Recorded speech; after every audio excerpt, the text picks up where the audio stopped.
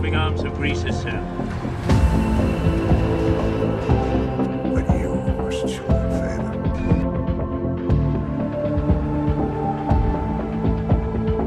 I demand that someone... Persian scouts arrived at Malta. Decide to make our war just a little bit bigger.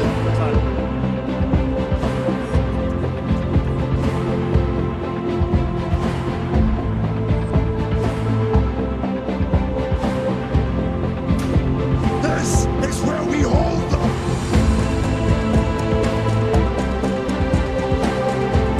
Get them down there!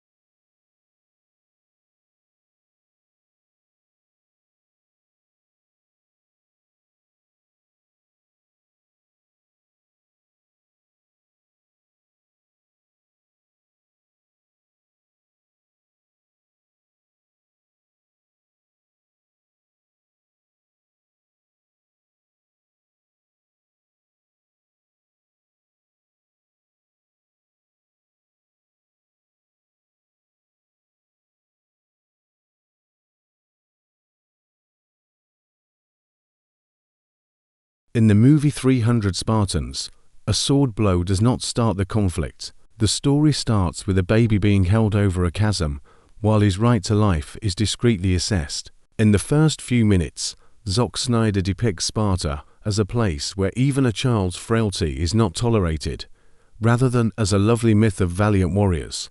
Because of this, the story of Leonidas later seems to be more than just a war story. This is the tale of a man who was taught one rule from birth: if death is in front of you, don't back down. Instead, draw it near. Adopt today. We will conduct a thorough analysis of the whole storyline of the movie 300 Spartans, covering everything from Leonidas' difficult upbringing to the last assault at Thermopylae, the political conflict inside Sparta, and the significance of the conclusion, which turns defeat into a more potent weapon than victory. It's not simply about who lives and who dies in this situation. It is crucial to comprehend why the movie is organized like a legend, and why many of the events seem to be the tale of a soldier who wants to carry on the tradition other than rigorous historical reconstructions. 300 Spartans does not attempt to sound like a dull textbook. It sounds like a battle cry that made it through the actual conflict. The film's opening shot establishes the severe laws of this universe right away. A child in Sparta is not solely a member of the family. He is a member of the army, the state, and the upcoming conflict. The elders examine the boy and determine that he has no future if his body appears weak to them. Even before Leonidas has a chance to make his own decisions, he is put through this initial trial. It's hardly a blessing that they allowed him to survive. Every day will be a test to see if he is deserving of that choice in this sentence of upbringing. The movie then transports us to the future king's early years. Little Leonidas grows up in a system where fear must be ripped from a person like a splinter, rather than in the comfort of the palace. They beat him, subject him to suffering, and educate him not to whine, ask for help, or display weakness. Such a childhood would be a trauma that shatters the hero in a traditional story. In this instance, a guy gets changed into a sign in a forge. Snyder depicts these snippets in a way that resembles a tale about the beginnings of weapons. The youngster doesn't just mature, rather, he progressively transforms into a blade.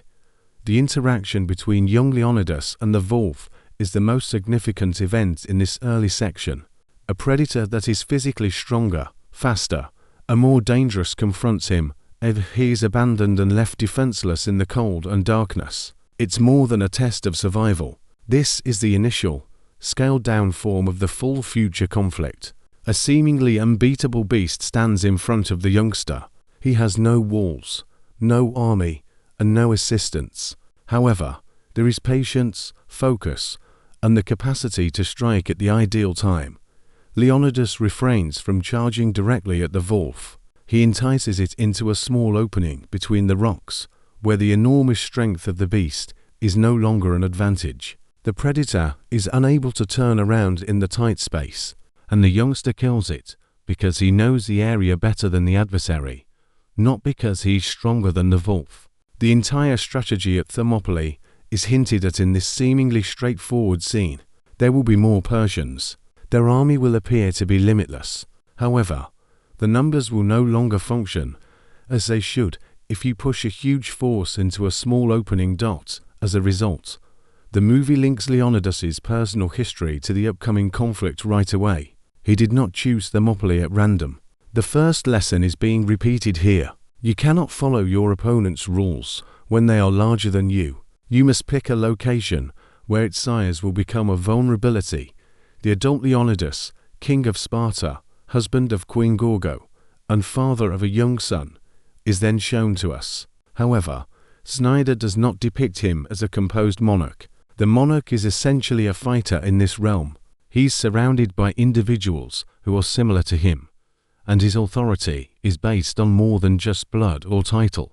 It depends on his readiness to be the first to go where he directs others. As a result, when Xerxes' envoys reach Sparta, the conflict turns into a personal test of the Spartan concept as a whole rather than a diplomatic one. The Persian envoy brings more than a suggestion. His message is one of submission. submission is symbolized by land and water. Formally speaking, this can be viewed as a political move to prevent a catastrophic conflict. It sounds different to Sparta, though. Negotiations are not taking place here. This is an appeal to cease being who you are. The film illustrates the contrast between the two realms in this scene as Leonidas pays attention to the ambassador. The ambassador represents a huge empire where Xerxes must appear divine and unavoidable. He's sure that all states will eventually submit to terror, riches, and numbers. As Leonidas stands in the middle of Sparta, surrounded by women, the old, and warriors, he realizes that, if he gives up now, he would preserve the lives of the people, but destroy the things that keep them alive. The well scene has grown to be one of the most well-known in mainstream movies. Yet its impact goes beyond just the well-known line and the kick. The way the movie builds to this choice is more significant. Leonidas glances at Gorgo first. It's only a quick look, yet it makes all the difference. Like a weak guy, he doesn't seek for permission. He makes sure she's aware of the cost of what is going to occur. Gorgo gets it. Furthermore, her tacit consent demonstrates that conflict in Sparta starts outside of the male community. Here, women also contribute to the moral and political power. Leonidas effectively blocks the path back when he tosses the envoy into the well. It's not merely an angry outburst. Following this action, diplomacy devolves into war. Sparta had challenged a monarch who is accustomed to being subjugated before the war starts, even if it was still able to negotiate, wait, and maneuver up to this point. And this is how the movie creates suspense. Leonidas does a single gesture that upholds honor but instantly endangers the entire city. But the true challenge comes from within Sparta, not from the outside. Leonidas wishes to fight, but he is unable to simply assemble an army and march on Xerxes. A council of elders and ephors exists, along with laws and religious ceremonies. The movie demonstrates that politics exist even in military states. Even when the sword is sharp, sometimes the system itself is the one wielding it rather than the adversary. In the movie, the ephors are shown as practically the antithesis of the Spartan ideal. The ephors' bodies are tainted by power, secrecy, and reliance on prophecy, but Leonidas and his men bodies are shaped by discipline. They appear repulsive rather than exalted as they sit high above Sparta, seemingly closer to the gods. And there is a crucial visual contrast. People who are meant to protect the sacred order are portrayed as being readily bought. Leonidas does not visit them since he thinks they are pure. He arrives because the law requires a response. He requires authorization to criticize Persia. However, as soon as the discussion starts, it is evident that the choice has already been tainted. The ephors allude to Sparta's inability to fight during the Carnia festival. It sounds, at first glance, like a religious ban. However, the audience witnesses more. They have previously received Persian gifts. Xerxes is more than a mathematician. He uses fear, greed, and weakness to infiltrate the enemy city. In this scene, the movie increases the danger. Although the Persian army is still far away, Sparta is already in its shadow. The enemy is not limited to the boundaries. Those who are prepared to sell the future for security and gold are the adversary. Leonidas so has to deal with two fronts at once. One is Xerxes' enormous army. The second is that Sparta is unable to react promptly due to its own political limitations. The prophecy seems to forbid Sparta from going to war. This might have been the decision's conclusion for a typical ruler. One can conceal themselves behind prudence, tradition, and the will of the gods. However, Leonidas discovers a method that perfectly fits his personality. He will take a stroll, but he is unable to command the army. He will take a personal guard if he is unable to declare war. He will take 300 people, who will themselves become a little Sparta, if the law prohibits him from commanding Sparta. This is a major factor in the movie's success as a legend. Leonidas doesn't publicly disobey the law. He modifies the meaning while maintaining the form. He captures 300 of the finest fighters, all of whom already have sons. This is a crucial detail. He doesn't only pick the powerful. Even if they die, he selects those whose line will endure. According to this reasoning, the plan anticipates personal death. They are on a mission that is nearly difficult to return from, not a heroic raid. The encounter with Gorgo becomes the peaceful focal point of the first segment of the movie before they go. This is not a lengthy melodrama. Gorgo and Leonidas do not act as though they have suddenly realized the cost of battle. This price has always been near to their world, but that's exactly why their parting seems more poignant. In the movie, Gorgo begs him to return with his shield or on it. This Spartan formula sounds more like the final kind of love in such a culture than a lovely quotation. She doesn't demand that he endure at any costs. She begs him to stay true to himself. Gorgo is no longer only the hero's wife waiting at home as a result. Power, honor, and the political continuation of the conflict are all central to her plot from the first. Leonidas engages in combat. Gorgo stays in Sparta, where the enemy uses cunning rather than a spear. The narrow pass of Thermopylae, where steel makes decisions, and the council chamber, where words, transactions, and treachery make decisions, are the two locations that the movie will continually alternate between. Snyder depicts the 300 Spartans as a live wall as they depart the city. It's more than a squad. This is a type of order. They hold formation, move in unity, and breathe in unison as though everyone has already decided to join the group. This is the military fantasy of the movie. A group where individuality does not vanish, but instead submits to the beat of the group, rather than a lone hero against the world. Arcadians under the command of Daxos accompany them on their journey. Here, the movie contrasts Sparta's professional army with those of the other Greeks. Unlike the Spartans, the Arcadians do not live for battle, but they are also prepared to fight and do not wish to submit to Xerxes. Leonidas inquires about their trades. 3 of them work as blacksmiths, sculptors, and potters. When he turns to his people, they respond with a straightforward statement. They are fighters, not due to a situation, not during a crisis, and not because they were forced to pick up arms. This is their sole occupation, their lives, and their craft. Although this moment may come across as haughty, it is essential to the film's rationale. Leonidas isn't merely bragging. He illustrates how 300 people must have a greater impact than they first appear. He believes that an army's worth is not solely determined by its size. It is determined by how prepared each individual is for the following step. They then encounter a location where one enemy's error can provide a pathway for all adversaries. In the movie, the Thermopylae seem to be the ideal natural trap. The water on one side, the cliffs on the other, and a narrow passage in front. You can't spread out an endless army across the whole width here. The Spartans have a chance because the Persian force must arrive in waves.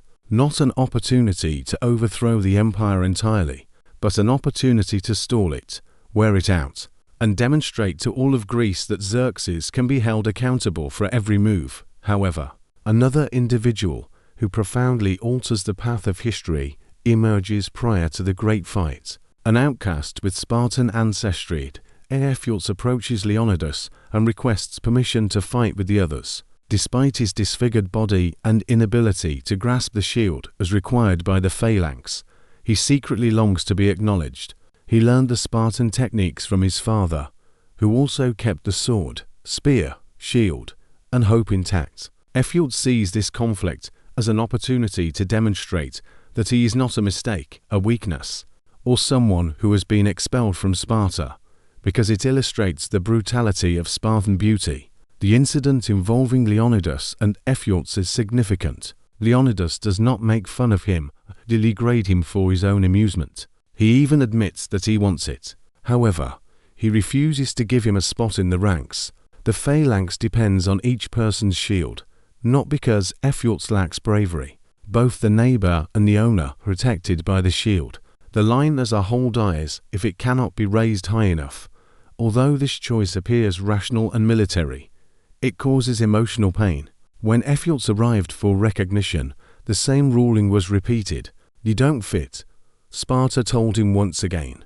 The movie also sets the stage for a future catastrophe at that same moment. Nothing will lead to betrayal. The shame that Xerxes will eventually be able to use as a weapon will give rise to it. Leonidas is getting his men ready for their first battle with the enemy in the meantime.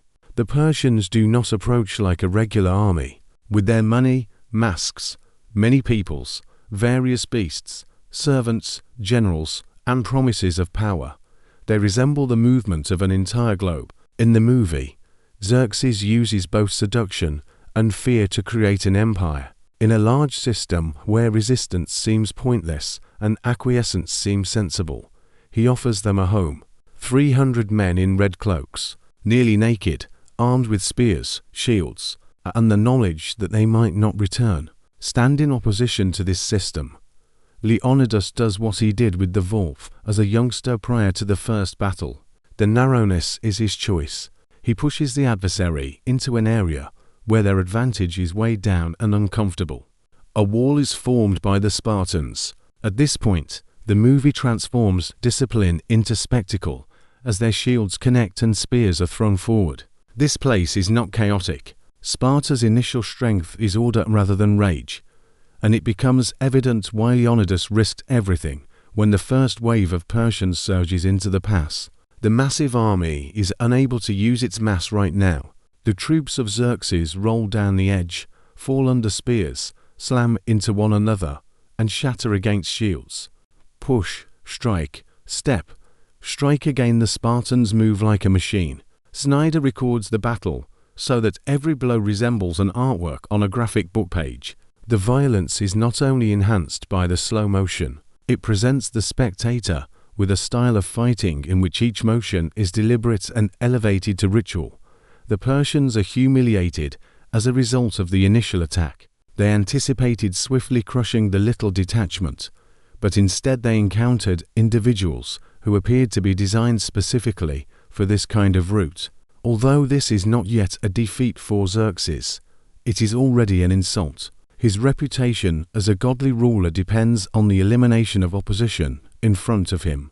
However, 300 people do not vanish here. They are upright. However, the primary question gets more hazardous following the initial triumph. What will Xerxes send when the first wave is broken?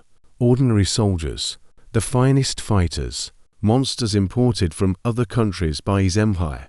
Or would he attempt to use the same strategy he employed in Sparta: seduction, promise, and other people's weakness instead of using force to destroy Leonidas? Gorgo stays in the city with the other side of the conflict, while the Spartans control the pass. In order to prevent Leonidas's sacrifice from being a selfish act with no repercussions, she must win the council's backing. But Theron, a man who views politics as a marketplace where honor can be traded for power, is already working in Sparta. If the adversary arrives at Thermopylae in an open manner under flags, he will be dressed in Spartan garb and speak the language of the law next to Gorgo. Because of this, 300 Spartans is more than just a battle between a small force and a sizable army from the outset. This narrative explores the various manifestations of resistance. Leonidas uses a spear to resist, Gorgo in her voice, the Spartans in queue. Furthermore, Xerxes opposes the concept of voluntary rejection since, to the empire, the most terrible thing is not a little army, but rather the example that others will follow. The legend has already acquired traction in the first section of the journey, but its exact course has not yet been disclosed. Leonidas demonstrated the effectiveness of Thermopylae. The Persians could be stopped, as his troops demonstrated. Gorgo is aware that she will have to fight just as dirty at home as her husband does in combat. Rejected and shattered, Ephialtes is left out of history as a man whose suffering appears to be personal at the moment, but would eventually serve as the entry point for a whole army. At this point, the movie begins to increase the stakes. Because Leonidas hasn't yet seen all that Xerxes possesses, Leonidas is still unaware that the most lethal blow will not come from the front, where shields and spears are positioned, but rather from the side, via a covert route. Due to the frailty of one man who Sparta originally refused to accept into its ranks. Prior to that blow, however, Xerxes attempts to destroy the Spartans using scalar tactic used by empires to destroy small nations, not right away with betrayal or deceit, but more with the sense that resistance is pointless. The Persians must demonstrate that they have an unlimited supply of bodies, weapons, threats, and odd troops recruited from all around the empire after the initial defeat. The initial wave's defeat is an annoyance to them. For Leonidas, it's evidence that the location is effective, and the tension in the ensuing encounters stems from this distinction. A fresh negotiator sent by the Persians speaks with the assurance of a man used to seeing terror in the enemy's eyes. He warns the Spartans about the quantity of archers and the sun-blocking arrows. Furthermore, Dilios' response that they shall fight in the shade does not sound like a joke for the purpose of a lovely phrase. This is a true Spartan way of thinking. A Spartan takes solace when an ordinary person hears a threat. The formation is not broken, the shield is not broken, and the hand does not release the spear even if the sky becomes dark with arrows. The movie again depicts combat as practically a ritual. As the Spartans are hit by a hail of arrows, the air becomes a rain of iron, the ground trembles from the hits, and the warriors lower themselves beneath their shields. Even so, the Spartan formation perseveres. Every such moment is risky for Xerxes, not because of military setbacks, but rather because the myth of his invincibility starts to crumble. Fear is no longer functioning properly if a small detachment can be bombarded with arrows and still rise again. Leonidas then incorporates the fallen Persians into the defense. One of the worst aspects of the movie is the adversaries' bodies piled up against a wall. The Spartans do more than simply stave off assaults. They create a new barrier as a result of the enemy's overconfidence. Now, all of Xerxes' mistakes are physically in front of his subsequent armies. In an attempt to do the same, they must climb over others who have already died. As a result, the empire stumbles over its own numbers in Thermopylae. However, Xerxes cannot let his army be humiliated by 300 men for very long.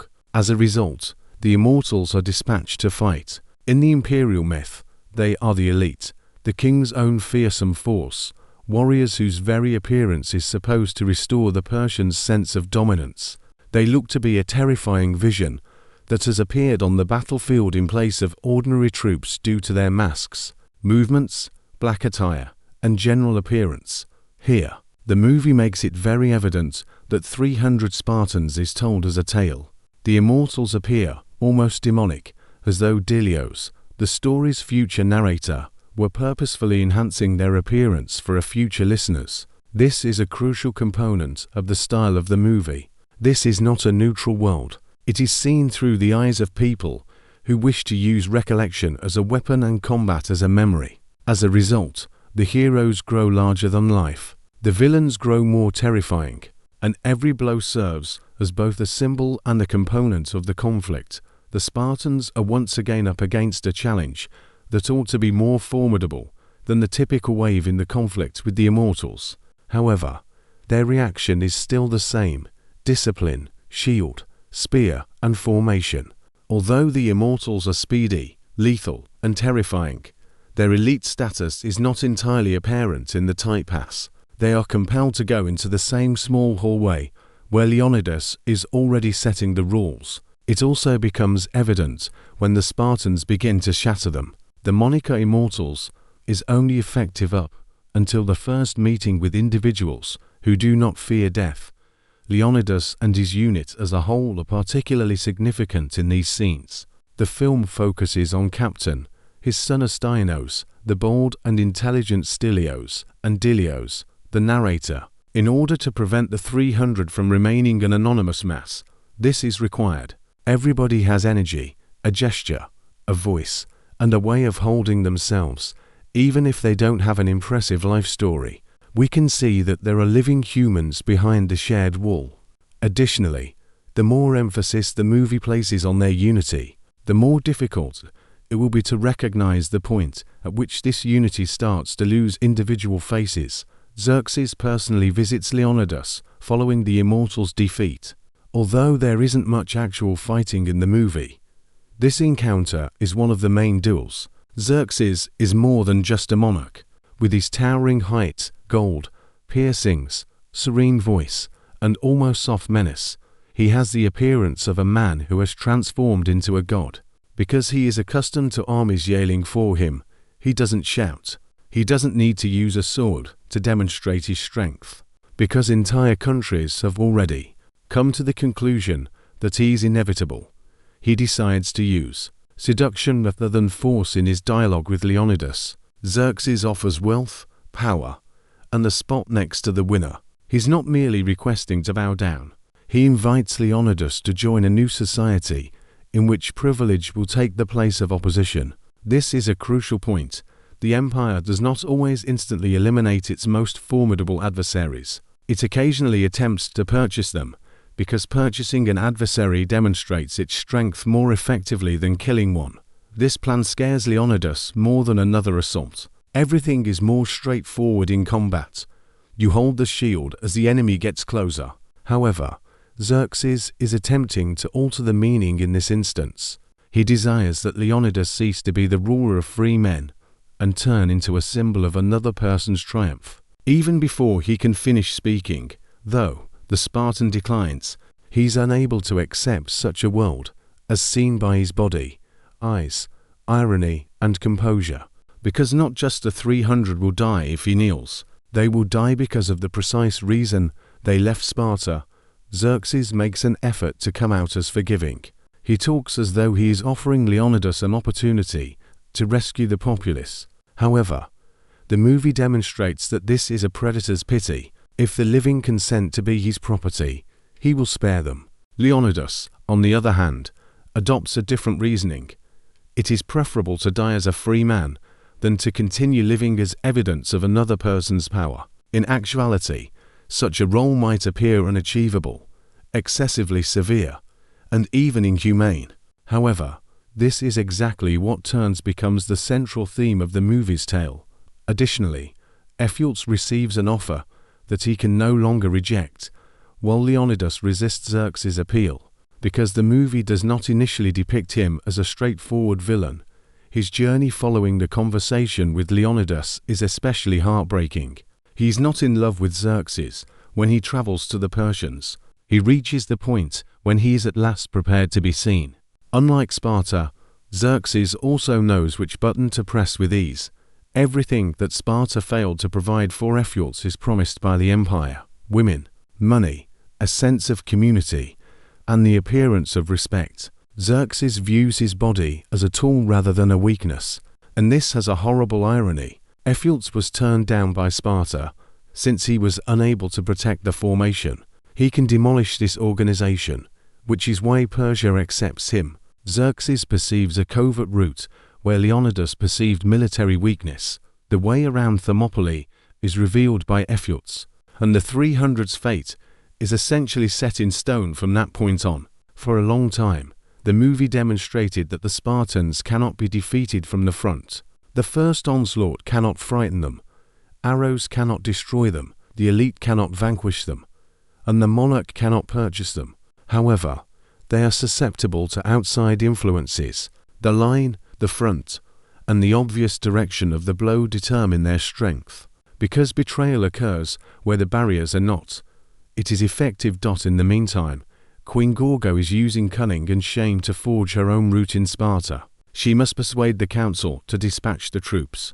However, Theron, one of the most dangerous individuals in the city, is aware of her predicament. He lacks Xerxes' grandeur and doesn't appear to be a strong warrior, but his power is in his ability to employ reputation, rules, and the dread of public humiliation. He twists Gorgo's need for assistance, which he is aware of, into a trap. Theron's ability to turn politics into personal violence is what makes the scene between him and Gorgo so intense. Rather than any exterior savagery, he asks her for a price that he will use against her in the future, rather than an argument or a contract of equals. Gorgo consents because she is attempting to purchase a chance for Sparta, and Leonidas calls rather than for her own benefit. One of the most painful scenes in the movie is when she is made to go through the dirt that no one should ever know about. as the men die in the open on the battlefield. However, Theron is not going to honor the commitment. Gorgo turns the tables on her, accuses her, and attacks her political voice and dignity when he speaks before the council. Here, the movie demonstrates that betrayal can be social, rhetorical, and public in addition to military, like Ephialtes. It may be public, rhetorical, or social. The truth can be killed by one person using shame other than a sword. But Gorgo doesn't shatter, and Leonidas's deed at the well is mirrored in her reaction, a sword blow. When the Spartan king realized that the demand for submission had already insulted freedom itself, he killed the Persian envoy. When it becomes apparent that a man has emerged in Sparta who is essentially striving for the same subjugation, albeit in a different form, Gorgo murders Theron. Additionally, his deception is materially shown as Persian coins fall out of his clothes. In front of the council, Xerxes' gold practically falls to the ground. Because Gorgo prevails via more than simply strength, this particular aspect is crucial. She makes the truth visible again. Theron had the ability to control words, reputation, and insinuations prior to this. But more than any confession, the coins speak for him. The council observes that the city already had Persian influence. Leonidas was therefore not battling a hypothetical danger. He battled a force that purchases soldiers before its army may enter the gates. In the meantime, combat on the battlefield has become more bizarre and even fanciful. In an attempt to upset the Spartan rhythm, the Persians pour massive beasts, hideous warriors, and heavy armies into the breach. Here, Snyder purposefully changes the image from one of realism to one of myth. Giants, rhinoceroses, explosive concoctions, soldiers with unconventional weapons, all of this seems to be a story about how the Empire assembled not only an army, but the entire world's dread against a small group. However, the fundamental idea is always the same. Spartans lose because it is too simple for them. They prevail because they maintain their form under duress. They don't flee when the monster approaches. They adjust when the adversary switches weaponry. They hold the passage even as the room fills with screams, dust, and flames. And the audience learns more and more from this. Xerxes has no easy way out, as long as the attack comes from the front. Nevertheless, the cost is increasing. The Spartans cannot continue to be untouchable gods in the movie. The passing of Ephialtes, the captain's son, is one of the most significant emotional moments. Prior to this, he's seen as a young fighter who is practically the most intelligent member of the team. He's quick, energetic, self-assured, and full of that Spartan audacity that hasn't yet turned into exhaustion. The blow is felt so intensely because his death happens suddenly, almost without warning. Death does not usually occur in a beautiful and ceremonial manner during a battle. Sometimes it just stops moving. The captain, who had been a member of the general order up until that point, briefly loses himself. When he sees his son's body, he loses all sense of order. His anger becomes intimate, instinctive, and nearly overpowering. And the movie needs this sequence to demonstrate that a father is still a parent, even in Sparta, where death is seen as a necessary part of duty. Human suffering cannot be entirely eliminated by any ideology. A warrior can be trained to not fear death, but the heart cannot be made to ignore its own son's body. Leonidas is aware of her suffering, but he is powerless to halt the conflict for her. One of a commander's coldest responsibilities is this one. Others rely on him, so he has no right to completely give in to sympathy. In this way, leadership is portrayed in the movie as the capacity to maintain order when someone else's life is collapsing nearby rather than the glamorous privilege to issue commands. Leonidas is a father as well. At home, he has a son. Ephialtes does not view Ephialtes' death as abstract because of this. It makes him think about how his own journey might come to an end, and what Gorgo will experience if his body disappears. Dilios sustains injuries during the Spartan battle. The ability to tell stories is what matters most, even though he loses an eye. It appears to be just a combat detail at first, but as the story progresses, it will become evident why Leonidas gives him special attention. Memory is also a weapon in the movie's setting. Their resistance will be reduced to a heap of corpses at the crossing if everyone perishes and no one tells the tale. However, even loss can spark a new conflict if the story is shared. The distinctive framework of the 300 Spartans repeats here. The movie warns us ahead of time that there are other conceivable outcomes besides physical victory. With 300 soldiers, Leonidas is unable to overthrow the Persian Empire. He has another option: use his demise as evidence. Evidence that Xerxes is not a deity, that his army is bleeding, that even a tiny disconnection can cause the empire to halt, become enraged, make mistakes, and suffer consequences. In the meantime, the atmosphere surrounding Thermopylae starts to shift as word spreads about the secret way. Leonidas still possesses shields, a route, and warriors. However, the audience is already aware of what the Spartans were initially unaware of. Their ideal position is no longer ideal. They can now get around the space that protected them from the numbers. And this dramatic turn is really accurate. Their potency is not diminished by the movie. It eliminates the circumstances under which this strength was effective. Leonidas, a man who has recently discovered the severity of the world, does not react with surprise when he finds out about Ephialtes' betrayal. Instead, he perceives the natural result of the injury he was unable to mend. For military reasons, he turned down Ephialtes, but Xerxes exploited the human wants. And now the cost of this rejection comes back to him, the form of an army encircling him, rather than a moral lesson. Leonidas must make a decision. He may attempt to flee, hold on to his remaining strength, or devise a fresh strategy for fighting. He can wait for unattainable salvation, curse the traitor, and place the blame on the allies. However, his persona and the film's reasoning result in a different choice. The Thermopylae can remain a symbol even as they are no longer considered a military position. If triumph is unattainable, one might make failure so loud that it serves as a springboard for others to succeed in the future. He then lets the Arcadians go. This is not immediately accepted by Daxos. For him, the departure appears to be an admission of doom and a rupture in the alliance. However, Leonidas recognizes that none of these individuals must perish with his 300. The outcome won't be altered by their passing.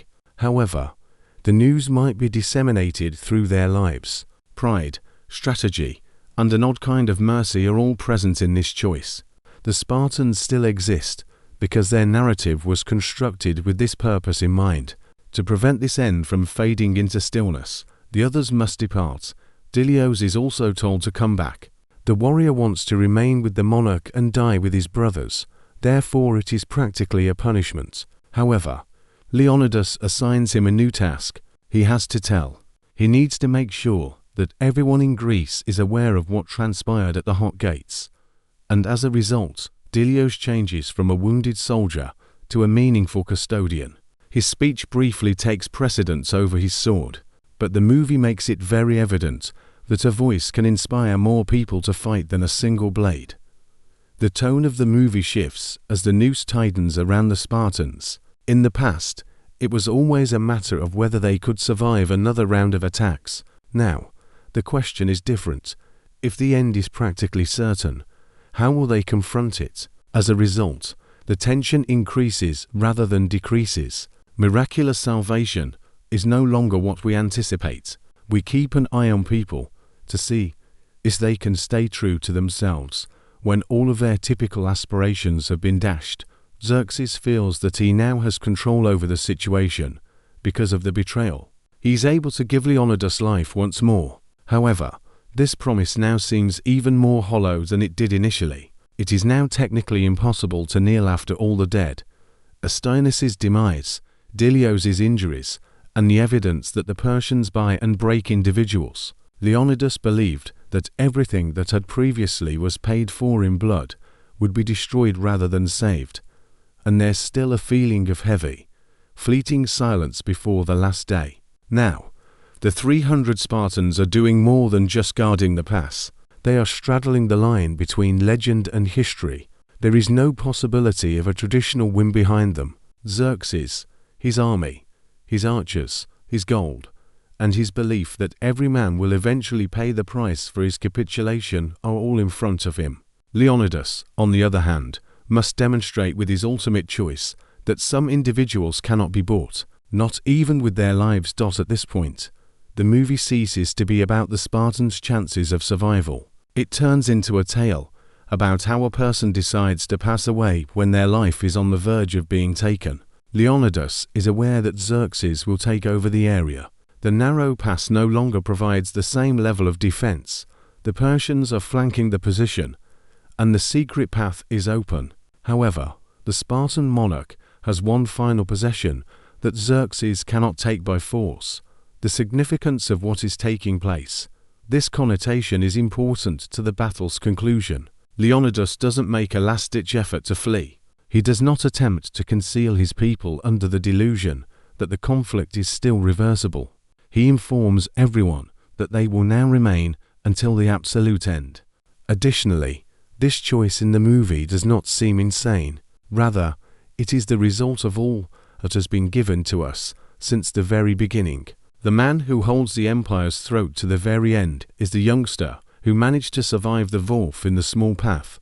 Most significantly, though, Leonidas continues to consider the outcome in addition to death. Even though he is doomed, he's still trying to find a means to inflict deeper wounds on Xerxes than are possible with standard attacks. The Persian monarch was huge, golden, elevated, and surrounded by attendants and terror before that, giving the impression that he was virtually untouchable. He desired to appear as a god, because gods shouldn't bleed.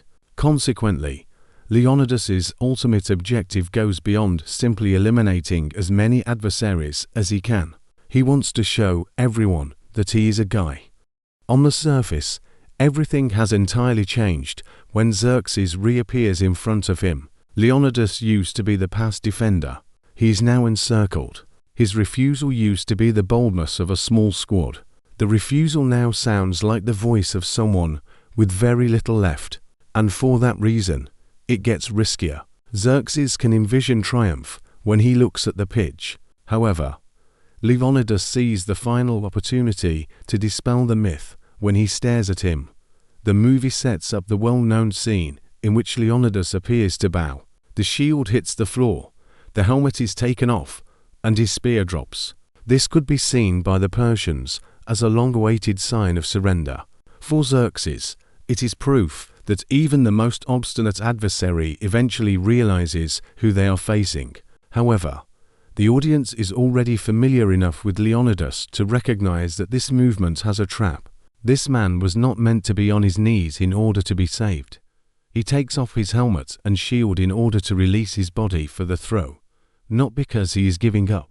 The entire sequence is set up as a last-ditch tactical move. Leonidas still chooses the time, the distance, and the attack route even after Xerxes believes he has finally forced his will. He transforms the submissive gesture into a prelude to an assault. Additionally, the film briefly condenses all of its meaning into a single movement when the spear soars toward the Persian monarch. Xerxes is not killed by Leonidas. However, he hurts him.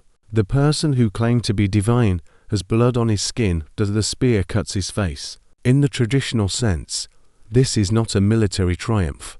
Although this is a symbolic triumph, it is more significant for the movie. The Spartans are still doomed, Xerxes is still alive, and his army is still enormous. However, the myth of the untouchable god has already been destroyed. God can't back down. God or not should experience suffering. The fact that the small monarch of the small people was able to reach God's face should be beyond comprehension. The last round of filming then starts. The entire movie has set us up for this moment, as Persian arrows shoot skyward, and the Spartans perish.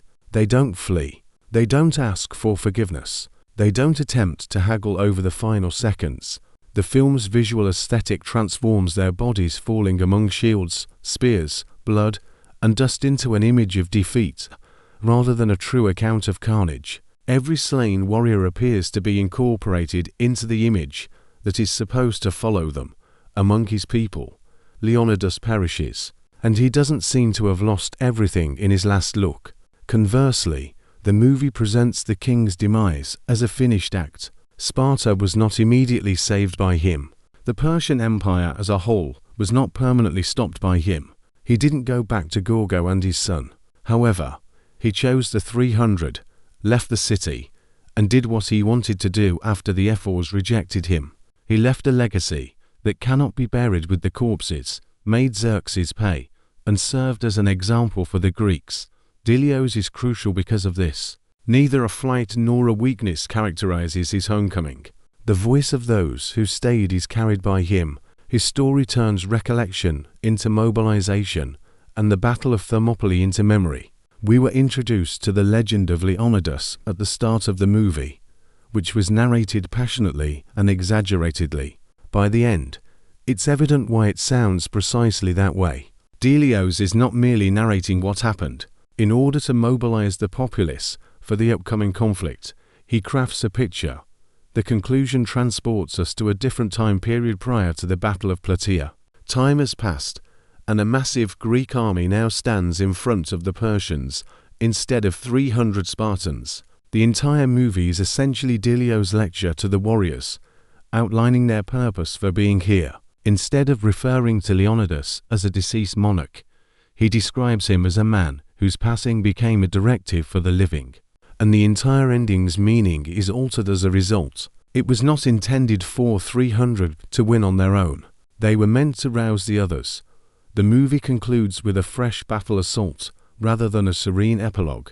As Dilios guides the group forward, the audience realizes that although the Leonidas story has come to a conclusion, the action has just begun. His decision made it to the battlefield, where all of Greece is currently engaged in combat, but his corpse stayed at Thermopylae. This is the finale's primary logic. If the survivor's will is altered, defeat can turn into victory. Strictly speaking, 300 Spartans is a tale of futile struggle. A tiny detachment fights a massive army, captures the pass, is betrayed, and dies. However, if you see it as the movie itself implies, it's a tale of a legend's genesis. Zack Snyder does not unintentionally create the image as though reality has already passed through the storyteller's fire. The foes are frequently transformed into monsters. The bodies are nearly sculptural, the colors are abnormally rich, and each movement resembles a frame from an old bas-relief. This stylization is not arbitrary. It serves as a means of illustrating both what transpired and how it was recalled. Every scene in the movie is reminiscent of the Frank Miller and Lynn Varley graphic novel.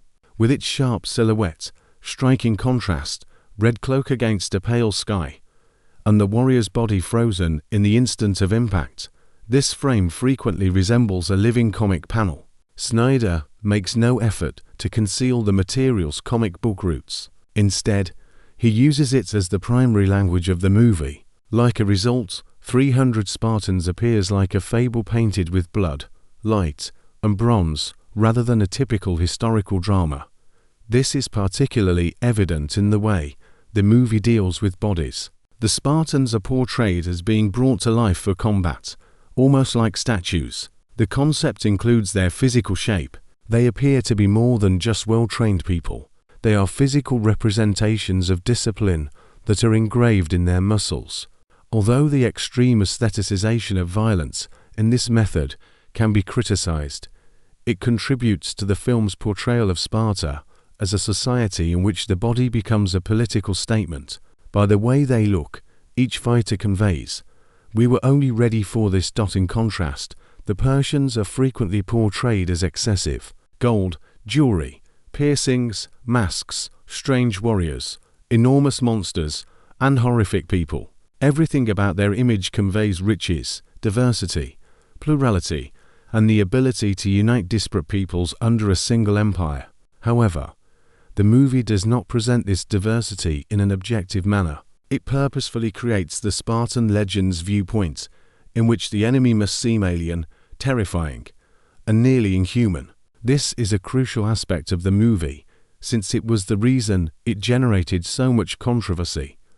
One cannot consider 300 Spartans to be an accurate history textbook. The movie distorts actual events, exaggerates the myth, oversimplifies political ideas, and portrays the struggle as a nearly whole struggle between liberty and oppression. Everything is more complicated in historical reality.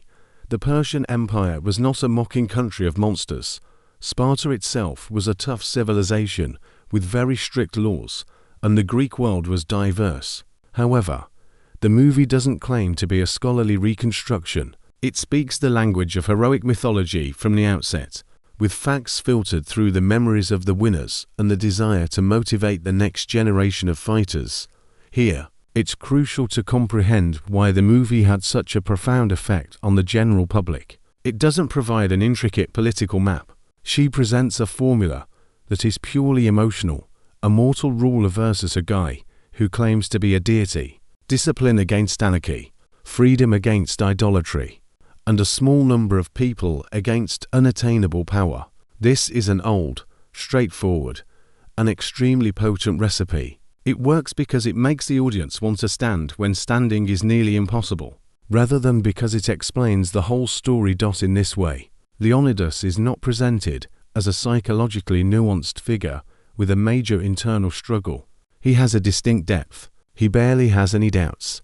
He doesn't transition from weakness to strength, because the movie depicts him doing so when he first encountered the Wolf as a child. He's already formed in the primary narrative. The question of whether the world can tolerate his unchangeability, rather than whether he will change, is what drives the drama. He's offered riches, power, life, and the future by Xerxes. He's offered patience and compromise by the Spartan politicians. Ephialtes illustrates the negative effects of strict regulations. However, Leonidas continues to be the unbreakable line. In contrast, Queen Gorgo is given a more political arc. She shares her belief in Sparta's honor, but her battlefield calls for other tactics. She cannot just brandish a spear and raise a shield. She must speak, convince, persevere, jeopardize her reputation, and go into an area where the enemy employs a system instead of an army. As a result, her triumph over Theron is just as significant as some of Leonidas's past victories. It demonstrates how Sparta can be deceived from within, but if the truth is presented as proof, it can also purify the treachery. It's interesting how word and blade are frequently connected in the movie. Leonidas uses the sword, but his deed requires an explanation. In the council, Gorgo talks, but a blow verifies her veracity. Dilios obtains the voice, but loses part of his physical strength. In addition to using an army, Xerxes also uses threats, promises, and the appearance of a god. In this tale, those with more warriors do not automatically hold the reins of power. Those whose perception of the world is more enduring in the eyes of others are the ones with power. Dilios' last speech is crucial to the structure as a whole. It demonstrates that the goal of the Thermopylae narrative has already been achieved. After hearing the tale of the 300, another army is now in front of the Persians. This does not imply that every detail in Dilios' tale will be taken at face value. On the contrary, the movie implies that legend constantly chooses, magnifies, and sharpens. However, legend is real in the movie's universe. This is a spiritual weapon. It is necessary so that a person facing dread perceives the chain of people who have not yet fled behind them other than nothingness. This concept becomes practically tangible thanks to Snyder's visual aesthetic. Seldom does the sky appear ordinary. It might be blood dark, grey, or golden at different periods. It appears that the land of Thermopylae exists outside of time. There's no familiar historical grime, no ordinary unpredictability, and no feeling that the camera is just watching. Every frame appears to be predisposed to becoming a memory. This explains why the movie was so easily broken down into memorable scenes, quotations, pictures, and memes. Initially, it was filmed as a sequence of cinematic blows, each intended to leave a lasting impression. Simultaneously, there is a straightforward and severe dramaturgy of space behind the spectacle. A tiny tunnel is at the center of nearly the whole military battle. It serves as the film's primary strategic character in addition to being a battleground. The 300 are important Even though the tunnel is closed, their destiny is altered when they avoid the crossing.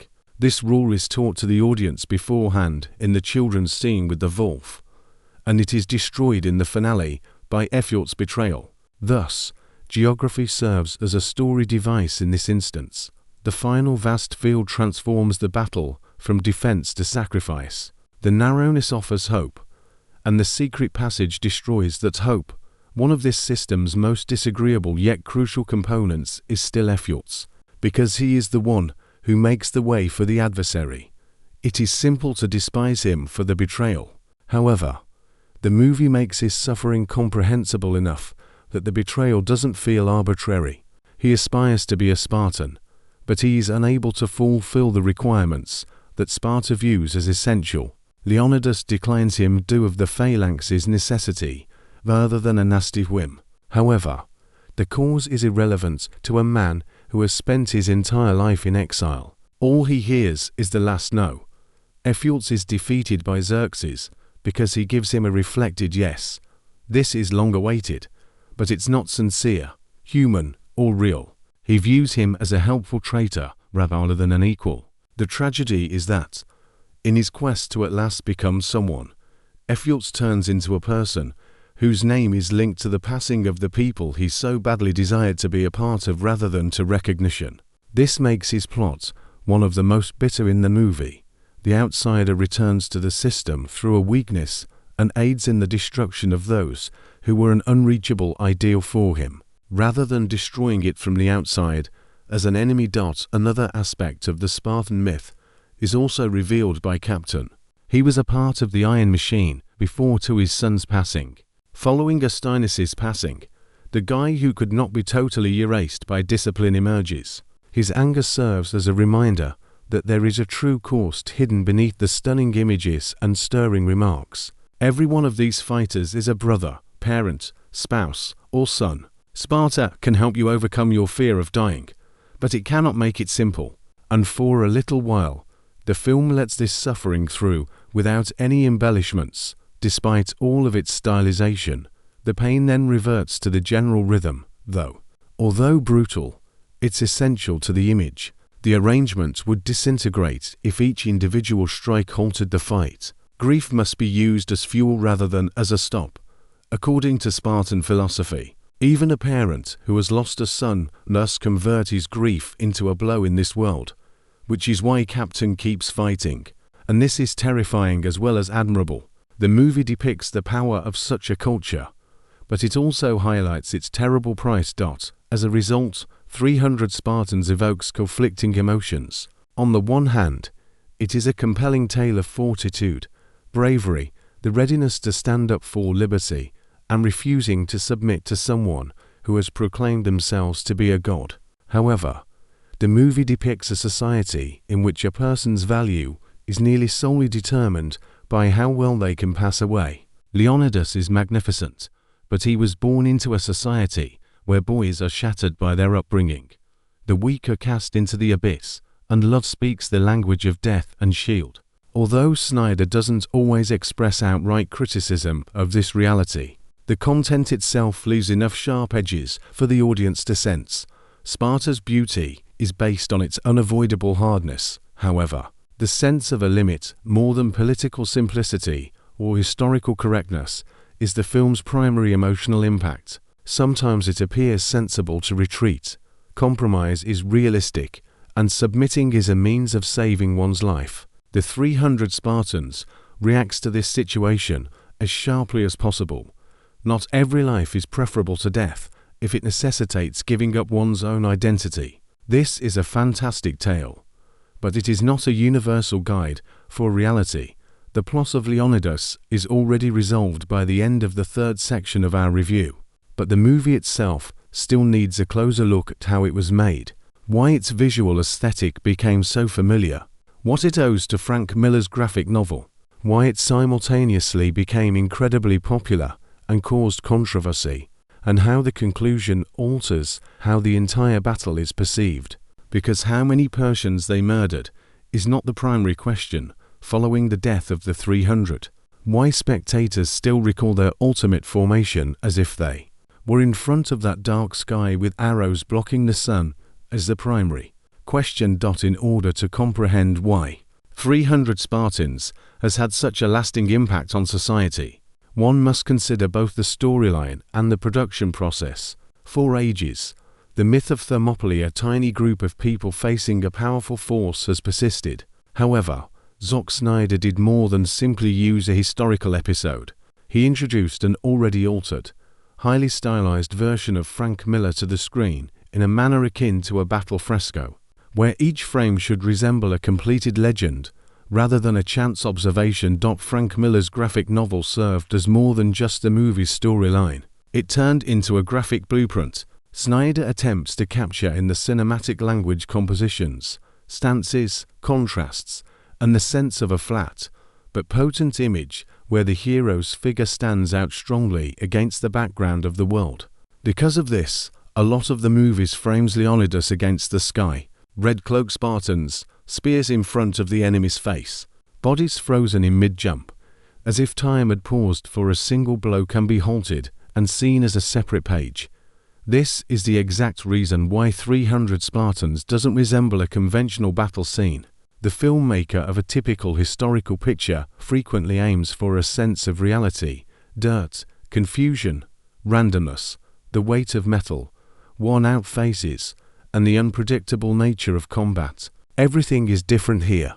The battle is practically staged. Instead of blending in with the throng, the camera selects the lines that convey the most emotion. Slow motion highlights the form, other than the documentary element. The blow is significant not just because it eliminates the adversary, but also because of how it is remembered. If it weren't for the straightforward dramatic basis, such a strategy might have reduced the movie to a meaningless clip. The idea that the Spartans transform discipline into the art of survival is what unites all of the visual techniques. Their formation is lovely not because combat is lovely in and of itself, but rather because order is the only thing keeping them from vanishing in the face of overwhelming numbers. The visual approach aids in conveying the idea that these people overcame fear before they ever arrived at Thermopylae. As they move in unison, the shields lock, and the spears emerge from behind the bronze wall. However, the majority of the film's world is constructed as a controlled area rather than a natural historical setting. Sets, digital backgrounds, color grading, and fake skies all contribute to the illusion of a legend recounted from the perspective of someone wishing to motivate an army prior to a new conflict rather than through the eyes of a witness. The plot might have been more akin to a historical drama if the Battle of Thermopylae had been shot in an overly realistic manner. Snyder, on the other hand, takes a different approach, turning the battlefield into something like to an internal place of myth where only terror, honor, blood, choice, and memory remain after reality has already been stripped of the unnecessary. As a result, color has a significant impact on the movie. The red cloak worn by the Spartan is more than just a costume accessory. It serves as a visual signature. It draws attention to the body against the background of dark enemy figures, dust, rocks, and a grey sky. Warriors are instantly associated with blood, royal authority, sacrifice, violence, and remembrance. These cloaks make the Spartans a unified emblem when they stand together. It is no accident that this image, the helmet, shield, spear, and red fabric, like flames against stone, became nearly instantaneously recognizable after the movie's premiere. The success of the movie was also greatly influenced by the casting. In the role of Leonidas, Gerard Butler does not project the impression of a shrewd statesman or a nuanced psychological hero. His voice, physicality, directness, and almost animalistic confidence are what make him strong. Everything he says seems like an order to the world itself, because he portrays a man who has no doubts about his own code. Such a character might become flat in a different style. Butler, however, gives him legendary density, rather than ordinary intricacy. Leonidas doesn't think about it for very long because his life has already provided the solution. Gorgo, played by Lena Headey, gives the movie a distinct vibe. Her persona is more than just a reflection of her husband's brilliance and serves as the king's emotional stake. She keeps her own chain of command. Compared to the Thermopylae, her scenes had greater political tension, but less visual insanity. She must endure in an environment where any statement could be used against her.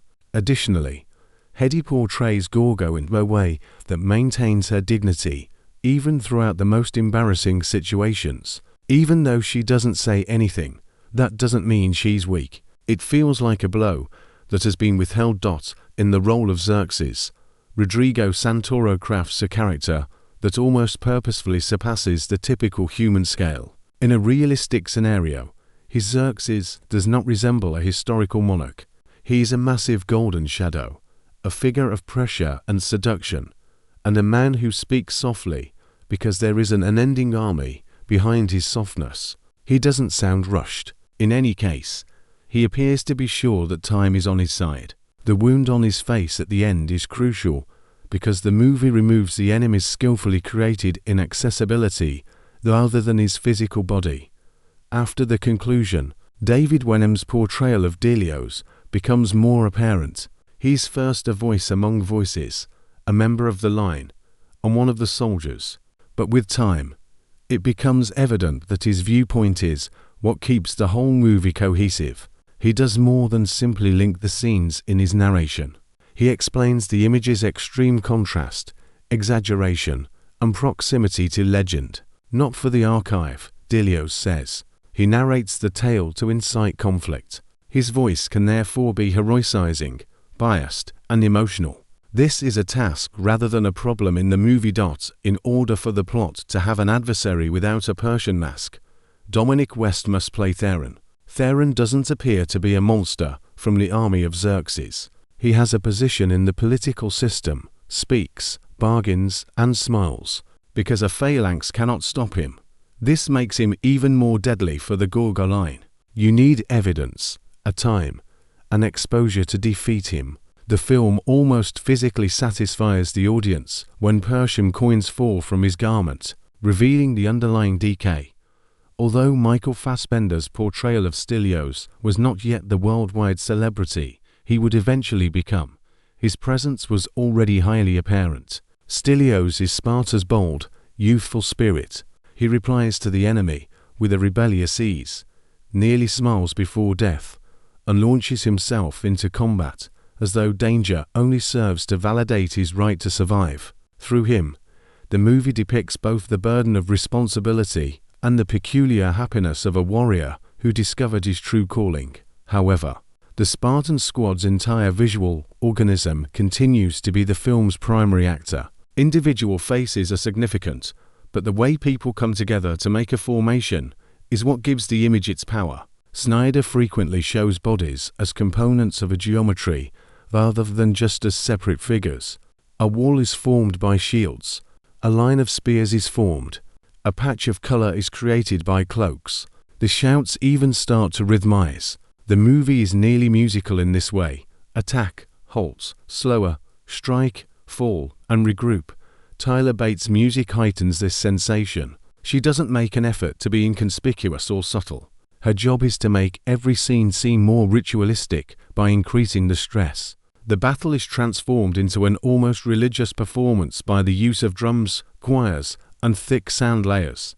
There are moments when the music is simple, direct, and devoid of subtleties. However, this strategy is consistent with a movie that doesn't conceal its mythological elements. 300 Spartans does not address the audience in a whisper. They strike you in the chest.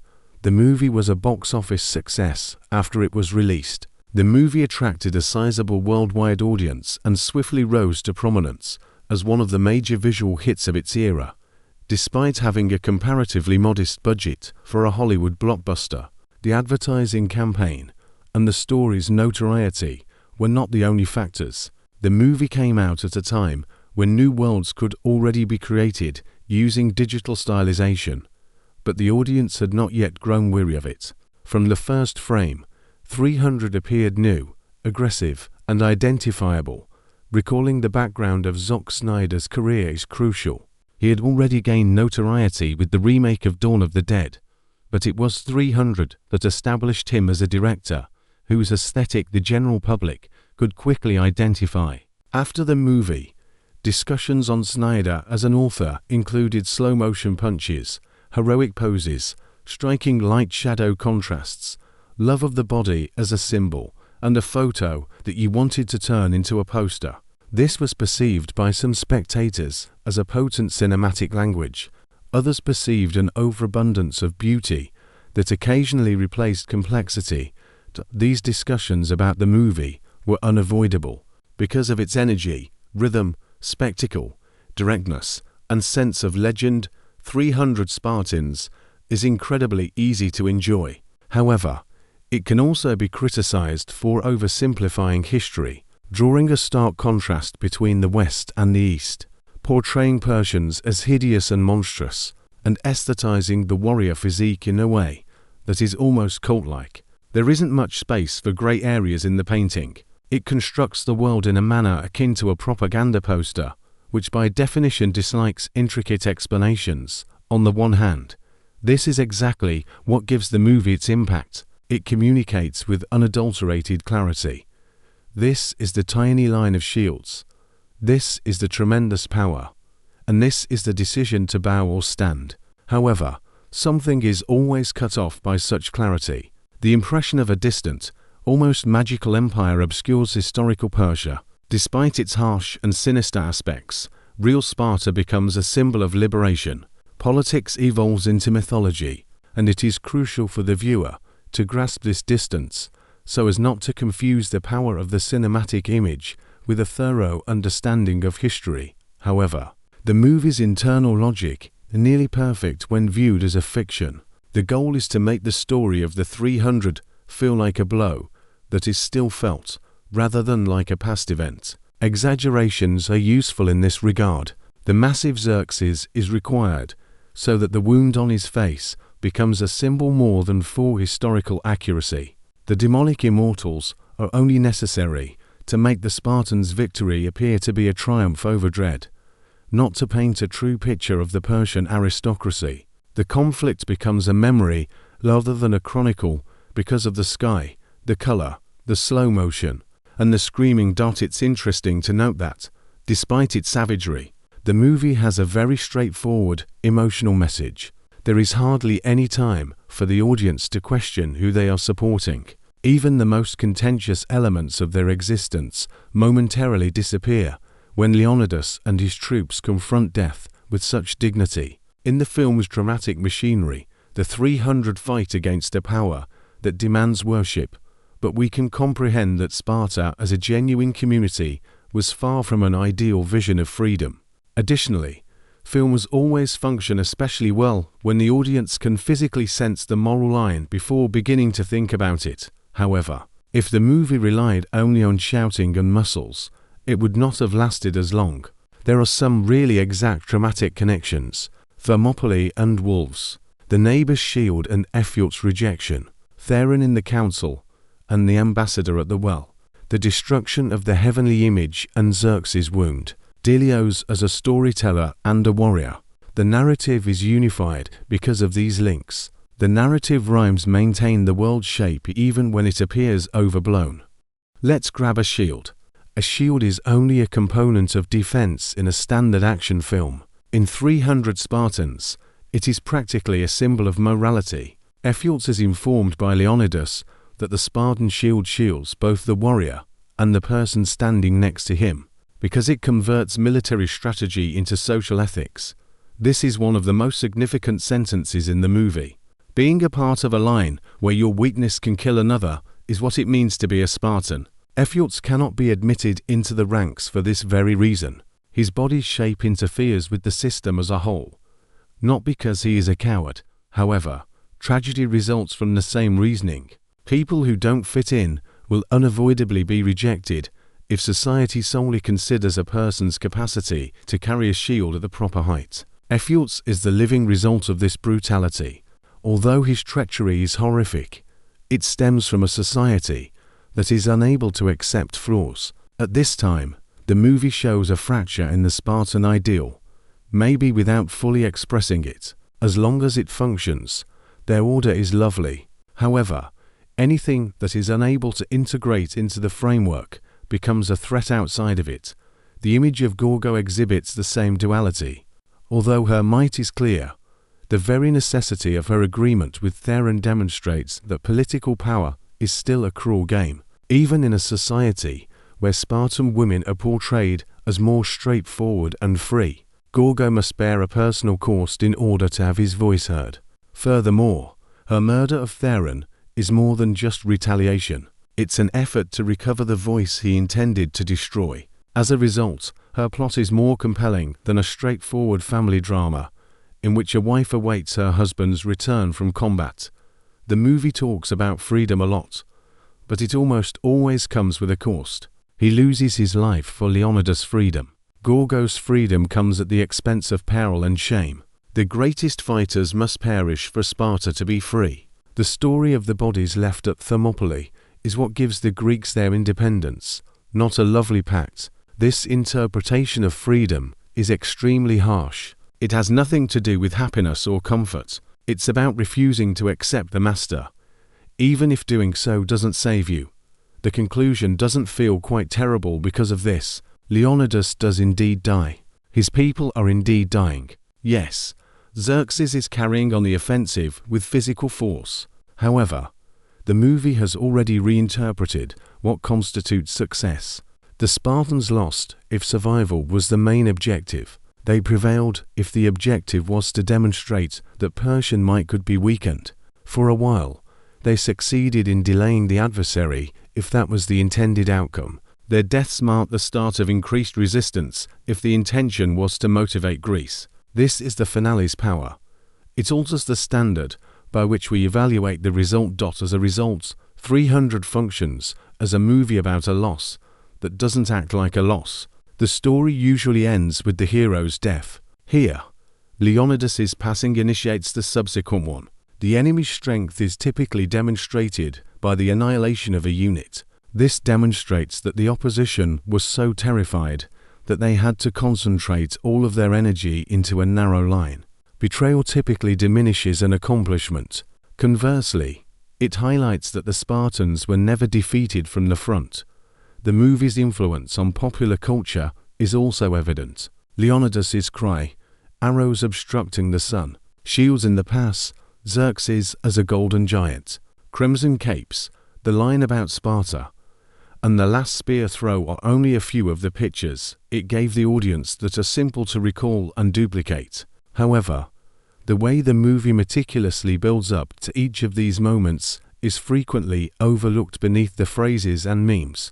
They gained popularity for reasons other than their loudness. Every word they say seems like a reaction to a threat, because they are part of a pressure system. Here, it can be claimed that 300 Spartans is one of those films that the audience may both remember and criticize. Its historical perspective is debatable. It could be seen as overly simplistic. The heroic poses and slow motion can get old. However, it's difficult to dispute that the movie developed its own instantly identifiable cinematic language because it made no attempt to emulate the other action films of the 2000s. It did not blend in with them. She decided to take a legend's shape to the next level. In the following section of the analysis, it is crucial to delve even further into the significance of each character and the conclusion. Why Leonidas had to die precisely that way. Why Xerxes could not let himself pass by.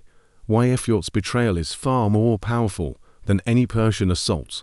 And why Dilios' story transforms the movie into a narrative about how collective memory is formed rather than the past. Because the major battle in 300 Spartans doesn't end after the final fighter is hit by arrows. If you consider Leonidas to be a typical action hero, his choice to remain at Thermopylae can be summed up as follows.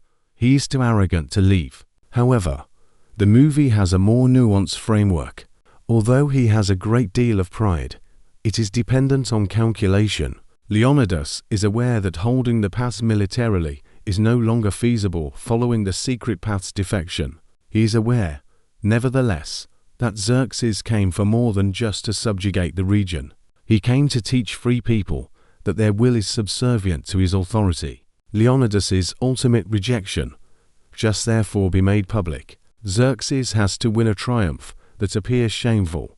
The last scenario involving the knee is crucial because of this. Leonidas appears to give up in order to release his hand and toss the spear, which at first glance appears to be a deceitful move. On a deeper level, however, it is also a reaction to Xerxes' primary ritual of dominance. Submission is what the Persian king consistently demands.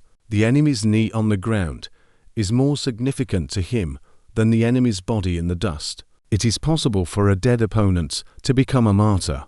Additionally, a defeated adversary serves as evidence of the empire's morality. For a brief moment, Leonidas provides Xerxes with the very image he was hoping for. The helmet is not on, the shield is hurled, the body is lowered.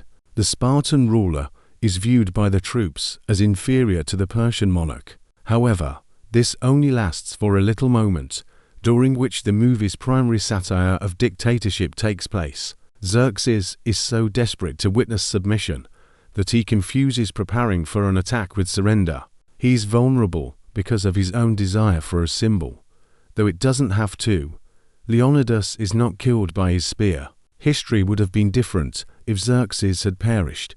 The empire's ruler would have been magically destroyed by a small group. However, Snyder opts for a more realistic mythological impression. To cope with the wound, Xerxes needs to live. He must carry on the conflict as a bleeding king than as an untouchable god.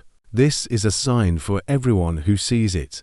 A mortal body is hidden behind the army, the height, the voice, and the gold dot. In this way, Leonidas uses both exposure and a spear to inflict the last blow. In the movie, Xerxes' power is entirely dependent on theater. He makes himself appear larger, taller, more attractive, and more terrifying than the average individual. His surrounds are set up like a stage. His remarks have the sound of a heavenly edict. His body is decorated as though he were his own cult's temple.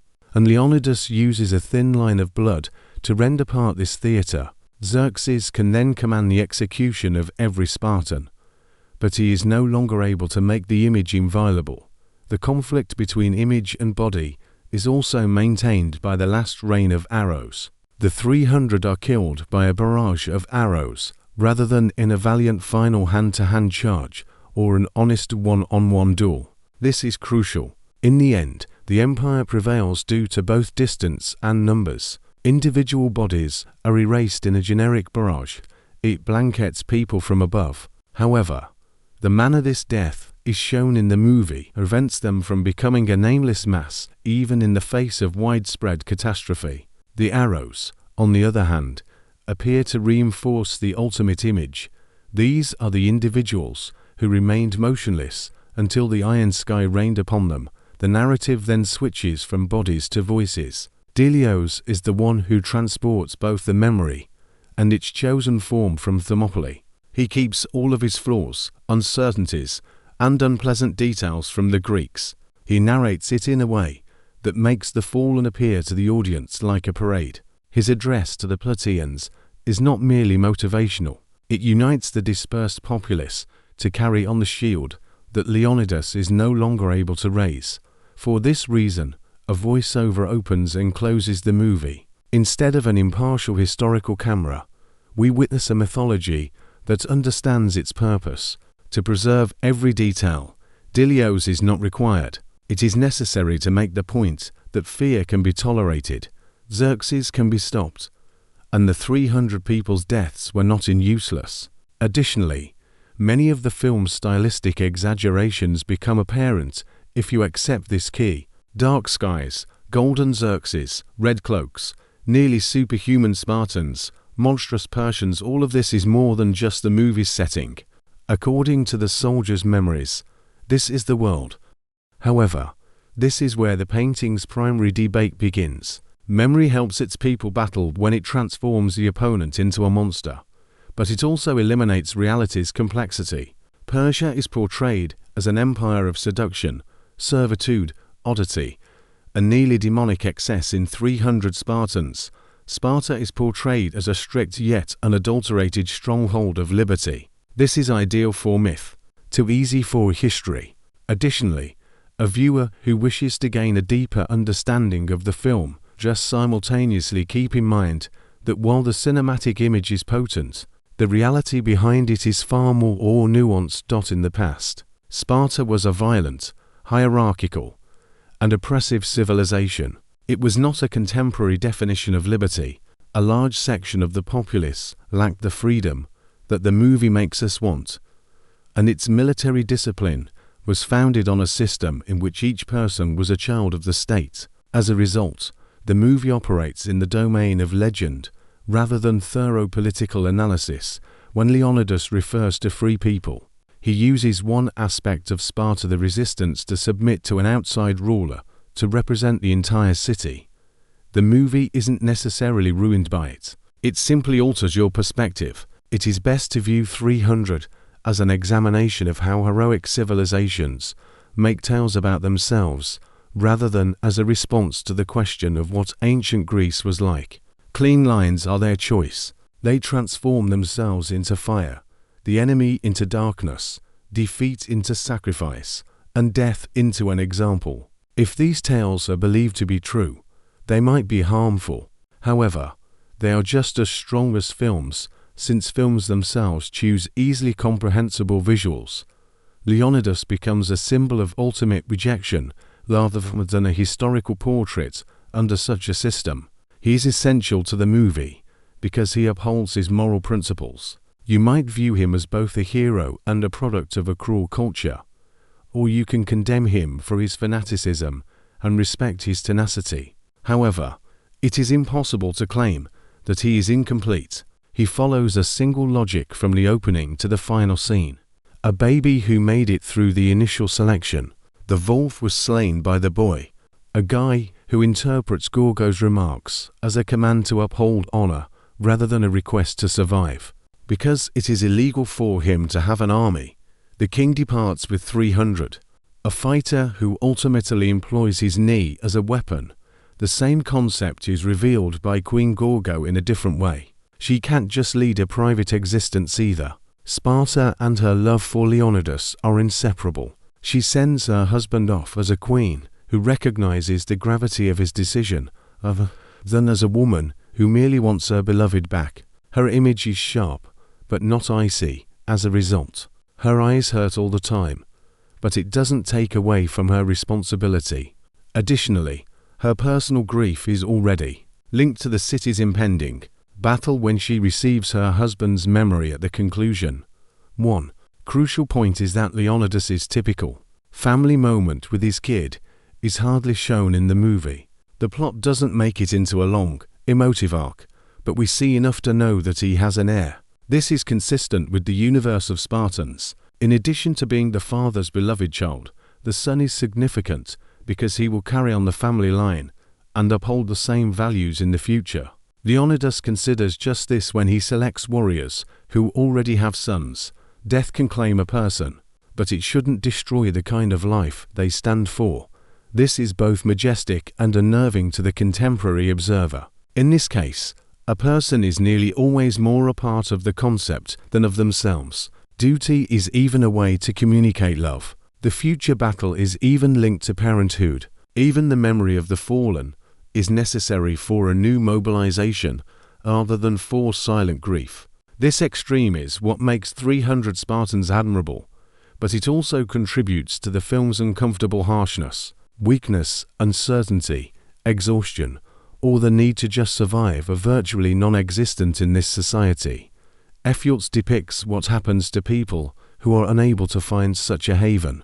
His line serves as more than just a betrayal story device in the movie. It exposes the negative aspects of Spartan purity. As long as you consider the people who can stand in it, the ideal order is lovely.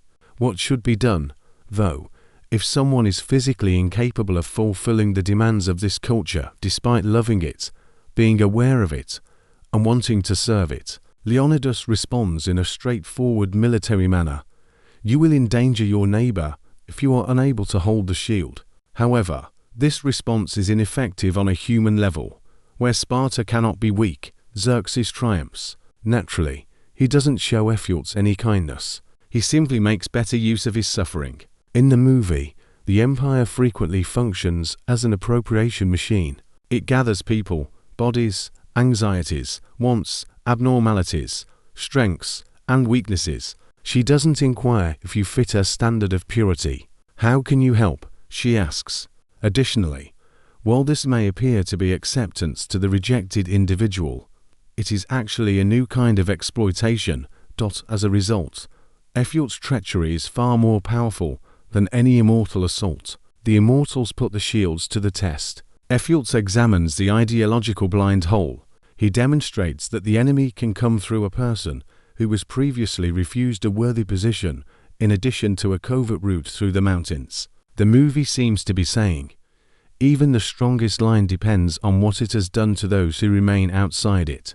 When his information undermines the defense. In Sparta, Theron performs a similar role. Unlike Ephialtes, he is not an outsider.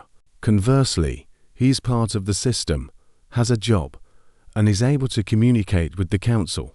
However, he is the one who offers Persian gold for sale. Theron betrays because of power and greed, just as Ephialtes betrays out of suffering. Two distinct betrayals illustrate two distinct routes to ruin. One stems from shame, while the other is caused by interior decay. And since an empire seldom prevails by force alone, Xerxes needs both. It searches for fissures before enlarging them. Leonidas is unable to stop Ephialtes from betraying him. The Gorgo exposes Theron. This contrast is also significant. The truth comes to light in the political cue through coins. It is too late to learn the truth about the secret path in the military line. While one betrayal can be prevented, another has already altered the course of events. As a result, the movie keeps a tragic balance. Sparta can still turn things around at home, but the price has already been paid at Thermopylae. It is important to comprehend independently why Xerxes is unable to overlook Leonidas. Practically speaking, a huge empire may consider the 300 to be a small annoyance. However, this is not feasible in the film industry. Xerxes bases his power on first impressions. Every rejection poses a threat to him, not in quantity, but as a model. Others may conclude that the empire is not destiny if a small group openly opposes him. As a result, in addition to passing through Thermopylae, he must also break the will of those present. He wants Leonidas to recognize him. While a dead Leonidas is inconvenient, a living, unconquered Leonidas poses an even greater threat. Their conversations are uncomfortable because of this. Negotiations between adversaries are not the only thing involved. This battle is about what victory means. In order to demonstrate that even the greatest Spartan made the decision to save himself, Xerxes promises life in return for adoration. Leonidas declines because, in the absence of worship, his death will demonstrate that there are values that defy the logic of profit. They both realize that more than just the battlefield is keeping an eye on things. They are being observed by future memory. By the conclusion, the emphasis entirely switches from the result to the testimony. The 300 people's bodies will vanish, will take the pass. However, Dilios will carry the story, and Xerxes will no longer be able to control it. Although an empire can acquire territory, it is not always able to manage its reputation. In 300 Spartans, the word shows to be more powerful than survival. The impact of those who died was prolonged by the storyteller. As a result, the movie's last combat at Plataea is depicted as an emotional ending rather than in great detail. We don't have to witness the entire new conflict. The fact that 300 has grown 2000s is significant to us. Leonidas informs the Arcadians at the outset that his people are skilled fighters. Greece itself appears to be a continuation of the Spartan rule when Dilios confronts a far larger Greek force at the conclusion, not in the craft, not in the literal sense, but in the resolve. History has served its purpose. As a result, the 300 Spartans transform a local conflict into an inheritance system. The pass is held by several, they are heard by others. The third group then engages in combat while carrying this narrative with them, and this may be the primary explanation for why the movie is still so memorable. It discusses more than just an old conflict. He discusses how an image, a voice, repetition, a powerful phrase, or an unforgettable event can make any achievement seem real to people who were not present. Such power has a drawback, of course. It is easy to ignore the individuals in a legend if it is brighter. In the backdrop, there are still genuine anxieties, political complications, and contradictions from the ancient past. However, Snyder deliberately prioritizes sentimental stone sculpting above accurate archaeology. He doesn't reveal every nuance to us. He carves a few lines: stand, grasp the shield, do not bend, remember the fallen. Pass the fire ant so deeply that they almost seem fundamental. Because of this, even people who are previously aware of the conclusion are impacted by the conclusion. Leonidas' survival is not anticipated by the audience. The audience is anticipating the ultimate gesture. Additionally, the movie makes a gesture that links all of the earlier themes: blood against the concept of inviolability, man against divinity, tactics against strength, and resistance against seduction. Leonidas' final, non-verbal statement is the spear he tosses. Only the echo is left after that. In the dust, red cloaks, the corpses have arrows. Gorgo, who will carry her husband's memory with her. Dilios, who transforms suffering into words. Xerxes, whose visage is already marked, proceeds on his quest. And the audience, who realizes that the movie didn't stop when the 300 people perished. Only when the tale of them ceases to make someone straighten their back in the face of an unbeatable foe will it come to an end. Everything must come together in the next and final section to explain why 300 Spartans became such a significant movie of the 2000s. What still works in it years later, what seems controversial today, how to properly understand its ending, and why there is a simple but powerful idea about the cost of choice hidden behind all the noise, blood, and bronze. Because the yell, the battles, the flair, and the quotations are what people remember about this movie.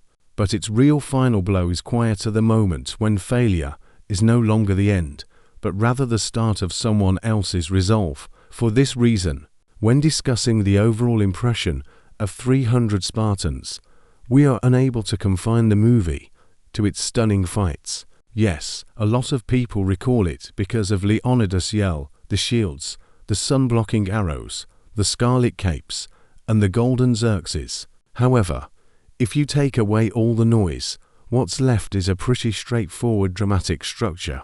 A guy fights against an unbeatable power and attempts to alter the memory of a particular day other than its conclusion. The reason the movie's conclusion works is that it doesn't use a miracle to trick the audience. At the last second, Leonidas fails to save himself. The army is not brought by Gorgo precisely when it is required. Dilios does not bring reinforcements back to Thermopylae. A haphazard landslip does not obstruct the secret route. Snyder doesn't offer a handy turn of events that would simplify the plot. The heroes are left where their own choices have led them. This is where the myth's terrible honesty lies. If you decide to persevere until the very end, the end will come. However, death here does not equate to emptiness. Even after Leonidas passes away, his last act still has an impact. For all future listeners, the spear that injured Xerxes serves as evidence that the Persian ruler is not a god. Dilios carries the picture of their formation into the next battle. Even though 300 of them die, Gorgo loses her spouse, but Sparta's political will incorporates his decision, because it alters the war's moral tone. Even the defeat at the pass is no longer merely a defeat. The movie makes it quite evident that not all victories are determined by land. The Persians move on. They prevail in this regard. However, they travel through an area that has already become a wound of their own greatness. Xerxes may have appeared to be a natural force that states had to submit to before Thermopylae. He is still strong after Thermopylae, but he is no longer untouchable. The Greeks now have a tale of warriors who survive the blow, even though his force is still enormous, and this is more powerless than it appears for an empire based on terror. This is how the conclusion is explained. In a traditional fight, Leonidas does not attempt to defeat Xerxes. He is aware that this is not possible due to the circumstances, numbers, and betrayal. His ultimate objective is to transfer the story of resistance to his people and deprive the enemy of the myth of divinity. One myth to dispel, another to invent. He sends Dilios back as a result. He thus remains with those who are prepared to pass away. As a result, he hurls the spear not only into Xerxes' body, but also into the persona he has created. The movie's conclusion would have been different if Dilios had perished like everyone else. Thermopylae would not have evolved into a living call to action, but it would have continued to be a site of heroic death. The death is transformed into a message via the narrator's voice. The idea that an achievement can vanish on its own if no one reports it is crucial to the whole movie. A witness is necessary for history. The person who survived with the responsibility to speak on behalf of the deceased is sometimes the witness rather than the one who fought the longest.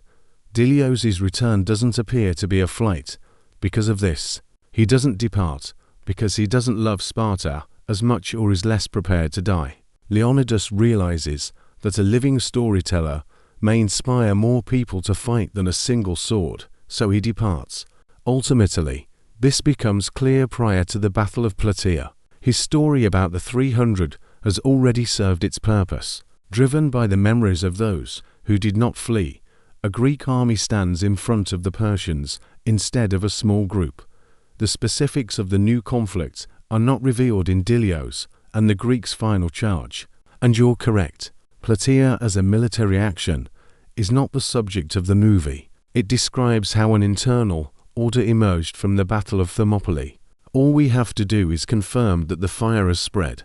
Although Leonidas is no longer with us, his decision has already taken up residence in other bodies. His passing extends the plot outside of the frame rather than ending it. And instead of leaving with a sense of stillness following failure, the audience leaves with the impression that the answer is someplace beyond. The 300 Spartans is especially similar to the old style of heroic storytelling in this regard. Even though the hero dies, if his death is properly interpreted, it serves as the basis for further action. A story like that does not provide gentle consolation, since everyone is happy at the end. It doesn't say that it was worthwhile. It wasn't in vain, he claims, because someone else rose up after you. This logic of memory is brutal, military, and nearly ruthless. But this is exactly what gives the conclusion its potency. Naturally, the movie doesn't appear as clear-cut now as it did when it was first released. Although some of its choices raise greater concerns, its visual audacity is nonetheless striking. Today, the portrayal of Persians as monstrous, strange, and hideous is especially controversial. It seems oversimplified to say that a slave empire and free Spartans are in direct antagonism. Emotional impact has come at the expense of historical intricacy. Additionally, the audience will almost certainly get a skewed perspective as they believe the movie to be a realistic portrayal of the ancient world. However, the movie still has a lot of impact as a stylized myth. In its form, it is truthful. It doesn't pretend to be a serene reconstruction. It is evident right away that we are not dealing with a chronicle, but rather a narrative that is delivered in a style that makes your heart race. Here, everything is elevated to the status of a symbol. To the shield, Sparta; Persia, to shadow and gold, Leonidas to the end; to false divinity, Xerxes; Ephialtes to the outcast's wound; Gorgo to the dignity that must endure the muck in order to maintain its voice. Additionally, the movie has a lot of power with this group of characters. He transforms extremely basic concepts into something that is practically tangible. A shield is an obligation to one's neighbor rather than an item. Not only is a narrow path geographical, but it also presents an opportunity for the weak to oppose the powerful. The red robe is a symbol of a voluntary sacrifice rather than a costume. The knee is a matter of power more than a position of the body. The blood on Xerxes' face is a revelation rather than a wound, because individual scenes are created as emblems rather than episodes. They stick in people's minds for a very long time. The degree of rhythm is most strongly affected by the movie. It nearly prevents the spectator from unwinding, yet it also avoids becoming a never-ending cacophony. Conversations, political scenes, farewell moments, the sorrow of a father who has lost his son, and the bitterness of treachery, all interspersed with the conflicts. And every one of these pieces reminds us of the spectacle's price. The movie would swiftly lose its appeal, as the Spartans were just gorgeous bodies in slow-motion battles. However, Snyder never stops reminding us that every body has a decision, a price, and a memory behind it. Indeed, there isn't a consistent level of complexity among the personalities. A lot of them have big brushstrokes. Leonidas doesn't really change. Almost always, Xerxes is an idea rather than a real person. Rather than being complete biographies, many Spartans are vivid gestures. However, the movie does not aim for psychological realism in the traditional sense. It is more interested in how an already formed code endures the pressure of the impossibly difficult than it is in how an individual gradually transforms themselves. Leonidas must be a rock in such a framework. The whole tale would become distorted if he doubted too much. However, he cannot be described as totally flat. His mental struggle is concealed by the consequences of his choices, rather than by words. Despite being a father, he makes a decision that would most likely leave his son without him. Despite being married, he views Gorgo's affection as a blessing in death. Despite being a king, regulations and religious limitations prevent him from commanding the full army. As a commander, he is aware of the captain's suffering, but is unable to let personal sadness cause the common line to break. Even though he is aware of how cruel it is to reject Ephialtes, he is unable to put one's own desires ahead of the security of the queue. His tragedy is not uncertainty, but rather the reality that every decision he makes in accordance with his code results in bloodshed. Gorgo's line illustrates a different course of the same resistance, which makes the movie more compassionate. Everything is quite plain on the battlefield. The blow is given in an open manner. The enemy is in front of you, and you are holding a shield. The adversary in Sparta lurks in whispers, negotiations, advice, Theron's masculine haughtiness, and Persian wealth concealed behind clothes. Gorgo cannot prevail because to the phalanx's power. She must endure humiliation in order to speak the truth. Her triumph guarantees that Leonidas' decision is not betrayed at home, but it does not reverse his death. The movie's most horribly filthy character is still Ephialtes. Although it is impossible to defend his betrayal, it might be seen as the outcome of a society that defines human worth too narrowly. Despite his desire to fit in, Sparta is unable to accept him for who he is. He receives false approval from Xerxes, which is sufficient for the suffering to turn into a weapon. The movie demonstrates through Ephialtes that a culture that can produce ideal soldiers might not know how to handle those who don't match the ideal, and these individuals do not vanish.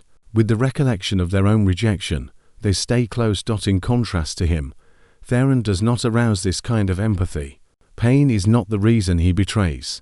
He betrays because he values authority over the city, and because it is more convenient for him to have someone else's gold than his own honor. His exposure through coins functions in a manner akin to moral punishment. He can manage the impression as long as he speaks. However, words are useless after the gold hits the ground. This is one of the simpler symbols in a movie full with symbolic meaning. Treachery always leaves a trace, even if it is concealed beneath lovely words. The intriguing thing about Xerxes is that he practically doesn't require regular psychoanalysis. He's the seductive power. He threatens more than just devastation. In his world, he offers a spot. Bow down, and you will receive power, wealth, and the preservation of life, he says Leonidas. His ability to appear rational is exactly what makes his power dangerous. When you can live, why die? Why resist the inevitable? If a large empire provides security, why protect a tiny freedom? Xerxes' inquiries seem sensible. Leonidas' answer seemed absurd. However, the movie fully supports this insanity because it believes that submitting is worse than death. As a result, 300 Spartans may be interpreted as a movie about the boundaries of compromise. Life is preserved by some compromises. Additionally, there are compromises that kill the meaning while preserving the body. Leonidas determines that the worship of Xerxes falls into the second category. Such radicalism is debatable in the real world, but it is essential to the movie's mythological logic. The entire narrative will collapse if the hero ever consents to a life at the expense of symbolic slavery. This unyielding character is further supported by the painting's style. This lacks casual naturalness, plain colors, and gentle transitions. It's all sharp, slow motion, shadows, blood, gold, screaming, dust, and the sky. The movie seems to be saying all the time, look at its carved image, not at reality. It has endured so well in visual memory throughout time because of this. The general look of 300 Spartans is easily remembered by people who haven't seen it in a long time, being identifiable not only by its plot, but also by the texture of the frame is an uncommon characteristic for a blockbuster action movie. It's also challenging to distinguish the movie's form from its impact on popular culture. Following that, a lot of viewers started to see historical content differently in terms of slow-motion violence, digital backgrounds, and comic book structure.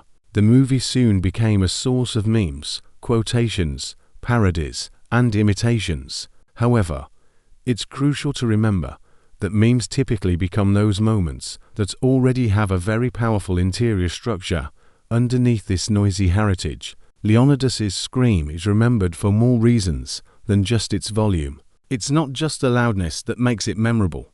The video has been developing humiliation, menace, insult, and the need for a reaction for a considerable amount of time, which makes it unforgettable. The expression "fighting in the shadows" serves as more than just a clever rejoinder. It transforms a threat into a prerequisite for combat, embodying the full Spartan ethic. The well scenario serves as more than just a spectacular blow. It illustrates the point at which diplomacy came to an end due to the intolerable demand for capitulation. The last spear throw is more than just a stunning shot. The popularity of these moments is not coincidental. It settles the struggle between the mortal and the god. These are condensed versions of the whole movie. It is most truthful to acknowledge two things at once when evaluating the movie today. 300 Spartans is neither a nuanced political drama or a thorough historical reconstruction. However, it is a potent illustration of a film that knows its own mythic mission and carries it out without hesitation. It doesn't attempt to be everything at once. It aspires to be a resilient legend elevated to a state of visual bliss. And in this regard, the movie continues to be among the most remarkable pieces of its era. Its directness might be annoying. It might sound excessively loud. It might make people wonder about the representation of individuals, bodies, masculinity, power, and freedom. However, because it continuously runs at the limit, the observer is not left feeling uninterested. It doesn't have any indifferent shots. Nearly every picture aspires to be the final, decisive, and unforgettable one. Snyder rarely whispers, but he is skilled at producing visual effects that linger in culture for a very long time. This is both his strength and weakness. Despite all of this noise, the movie's ending is relatively quiet. The 300 did not kill many adversaries. Not that Sparta was flawless. Death isn't always preferable to life, though. The truth is that occasionally an action surpasses its outcome. On the battlefield, Leonidas was unable to beat Xerxes. However, he altered the significance of their interaction. He demonstrated that a person may choose how to react even in the face of an unstoppable force, and that reaction will survive the body if it is powerful enough.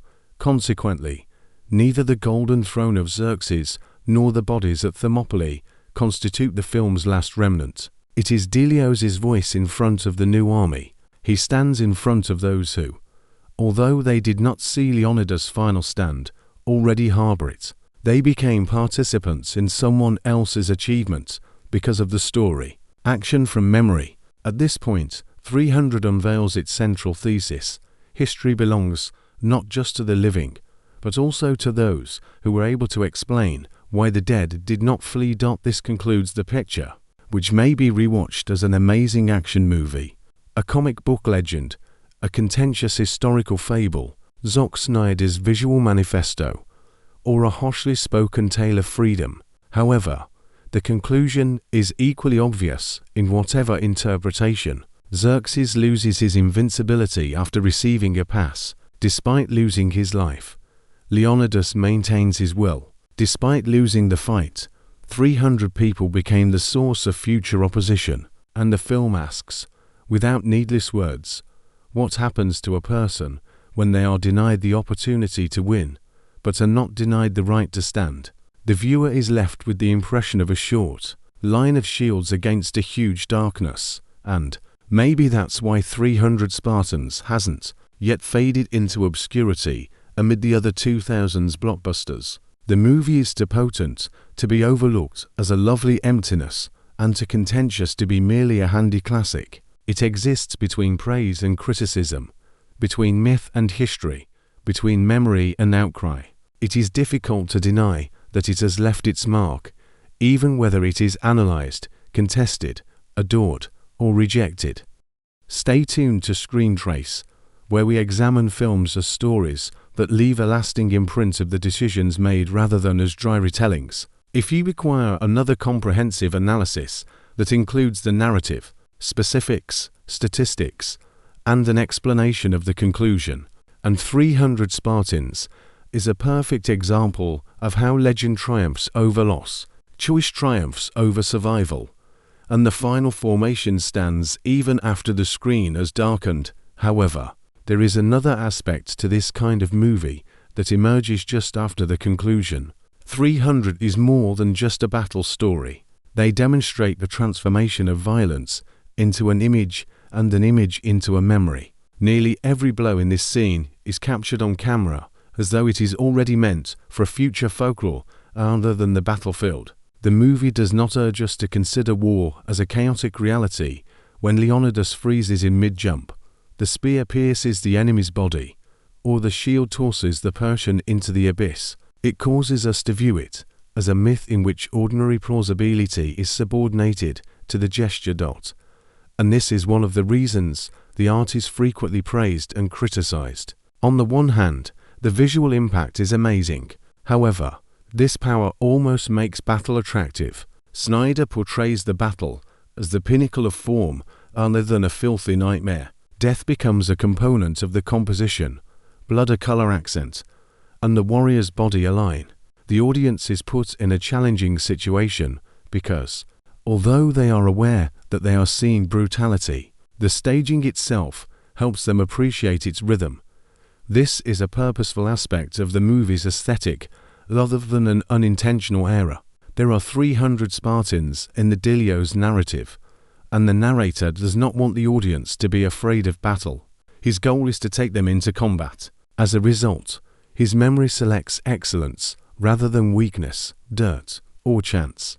He doesn't warn upcoming fighters about how horrible dying is. Look at how one can face death, he says. Thus, the painting's whole visual logic, it doesn't record trauma. She paints a picture that ought to be more powerful than dread.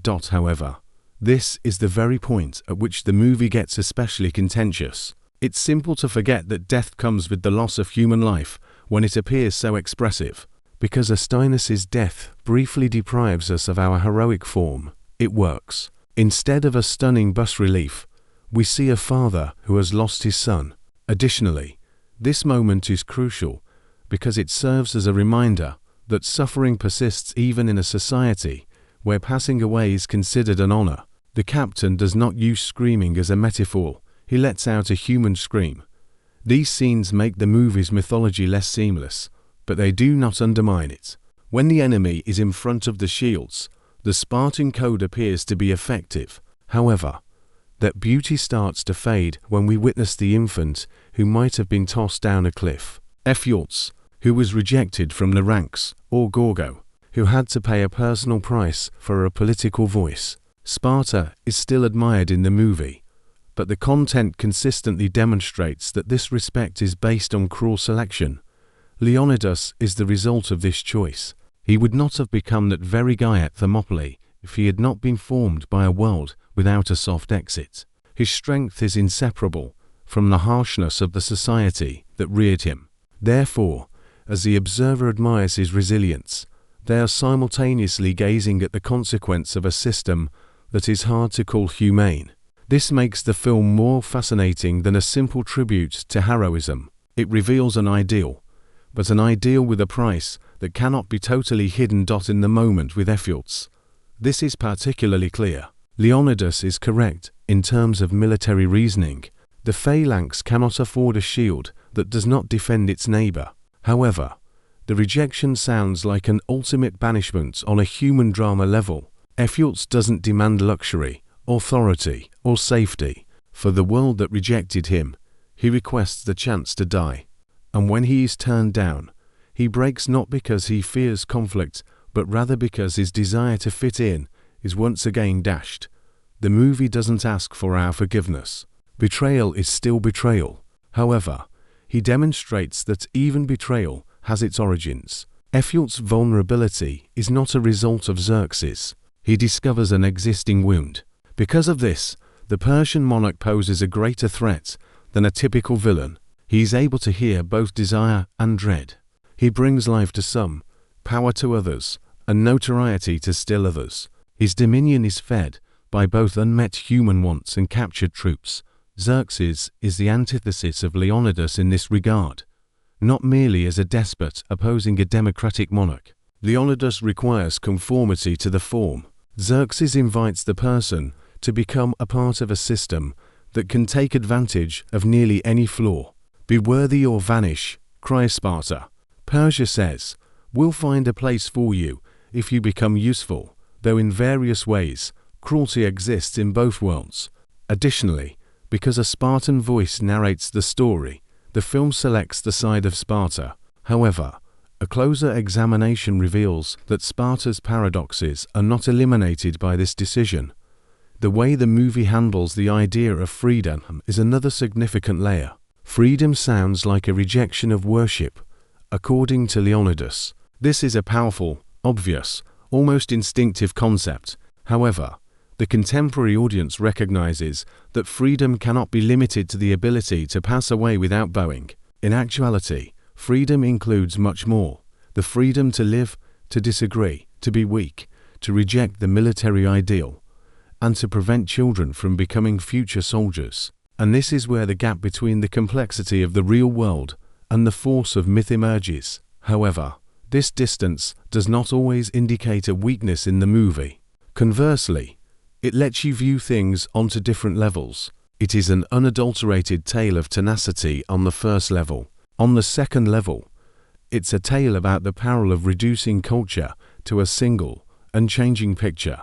Because everything superfluous has been eliminated, Sparta in the movie is stunning, but shields, yells, and the dignified demise are not enough for real life. Man always takes flaws with him, even in places where myth demands purity.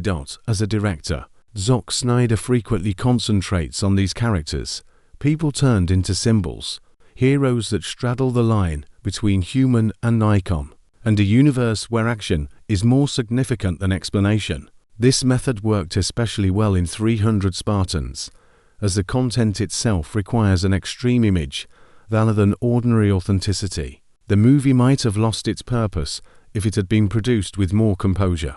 The 300 should be told in a way that makes the audience feel the impact rather than the numbers. However, slow motion and contrast are not the only ways that style can be powerful. It's also in the room's simplicity.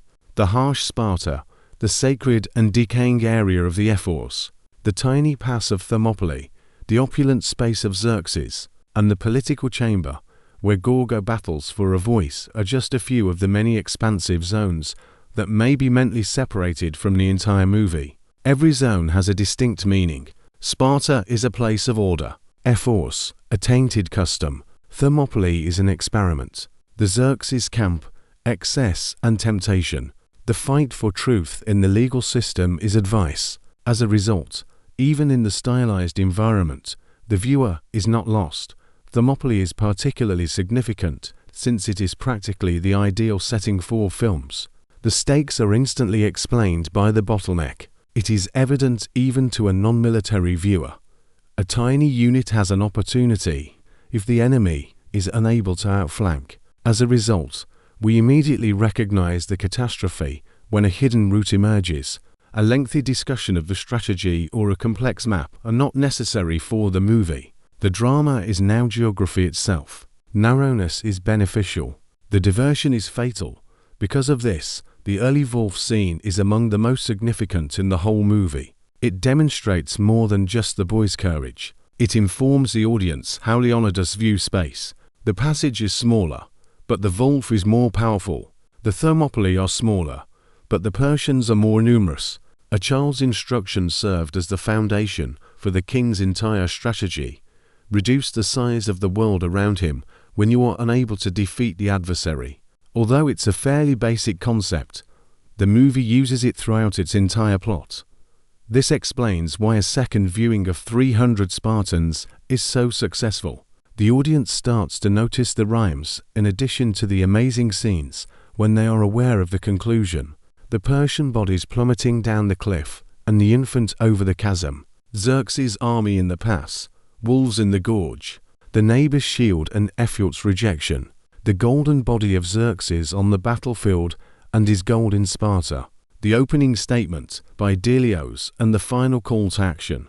Because of all of this, the movie is coherent and nearly circular, giving the impression that the legend's shape was predetermined.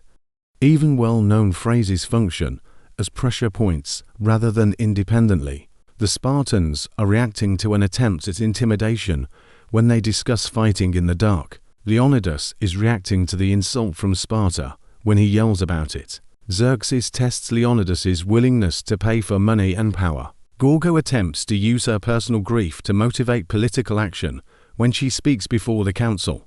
Here, words are nearly always a continuation of the conflict. A word can sometimes have the same impact as a spear. Dilios' narration does more than only enhance the movie. Because of this, it is its covert weapon. The stylization can appear to be a directorial whim, the absence of the narrator. It gets an internal explanation from the narrator.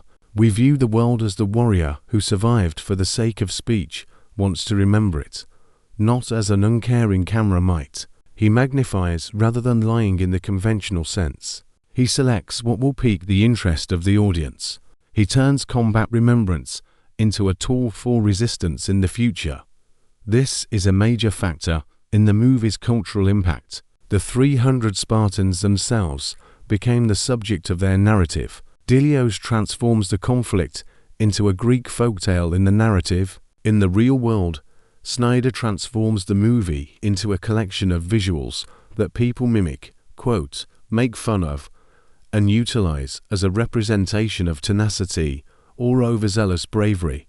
Beyond the screen, the movie appears to replicate its own theme. The image endures the event, the phrase endures the scene, and the character endures the pose. However, it's crucial to use cautious despite their popularity. Strong myths tend to simplify.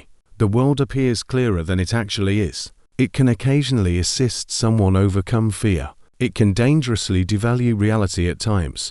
The myth of 300 Spartans is precisely that. It invigorates, yet it demands maturity from the audience. The ancient world's history was more complicated than red cloaks against gold and despotism, and you must be able to sense its spirit at the same time. In terms of cinematic language, however, the movie accomplished the nearly impossible. It created tension out of an inevitable climax. This is a more sophisticated form of attention retention. Even though we know that 300 will perish, we keep watching because we want to know how exactly will they meet their end, rather than will they survive. The significance of the journey, the impact of the scenes, and the accumulation of inevitability are the only things that can keep the audience interested when the conclusion is known. Snyder succeeds when he wagers on inevitability. The tale grows larger as death approaches. Thus, a second viewing of the movie makes the same, but more profound, message. The theme of 300 Spartans is not how to vanquish an unbeatable foe. They are about refusing to allow the unbeatable adversary define who you are. Leonidas has no control over how the war turns out. However, he has control over the memory, the term, the strike, and the position. He has no control over the number of Persians, Ephialtes' treachery, the Ephor's choices, or life after his death. However, he's in charge when Xerxes calls for a bow. At that point, the whole movie is reduced to a single, straightforward rejection, more powerful than any particular scene. This rejection became what the movie leaves behind, not the actual conflict, not the quantity of adversaries slain, not the historical context, but the instance in which a man comes into contact with a force that is superior to him in every way save his inner resolve. Xerxes is able to provide life. He's capable of making death threats. He can use arrows to surround, purchase, trick, and spray. However, he is unable to convince Leonidas that he is a god, and Xerxes' primary defeat is found in this impossibility for the tyrant. Xerxes would have won without a doubt if the movie had simply focused on physical prowess. He has more resources, more people, and greater leeway. He can continue on even if he loses thousands. Leonidas is unable to lose nearly everyone without causing the formation agony. However, 300 Spartans takes a different approach to measuring strength. The little detachment's moral immobility contrasts with the empire's physical power. Additionally, the audience is urged to concentrate on the quality of the refusal other than the numbers. The movie is quite similar to the theatre of ritual testing in this regard. Nearly all of the characters are put to the test. Leonidas is put to the test by both life and power. Gorgo, political isolation and humiliation. Ephialtes, the acknowledgement he had long yearned for. Theron gold. Xerxes, the potential for non-divinity. Captain, his son's passing. Dilios, the conflict between his obligation to live for the sake of the narrative and his wish to die with his brothers. Additionally, each response reveals more about the individual than a lengthy biography. Leonidas answers honorably. Gorgo answers respectfully. Ephialtes reacts with pain-induced weakness. Theron answers with betrayal. Xerxes reacts with the rage of a wounded god. The captain reacts with sorrow that has been transformed into combat. Dilios answers with recollection. As a result, despite its apparent simplicity, the movie has some depth on the inside. It provides each character a moment when their true selves are revealed, but it doesn't give them all intricate psychological arcs. Leonidas and Dilios are particularly significant. While one acts, the other maintains its shape. There would be nothing to report without Leonidas.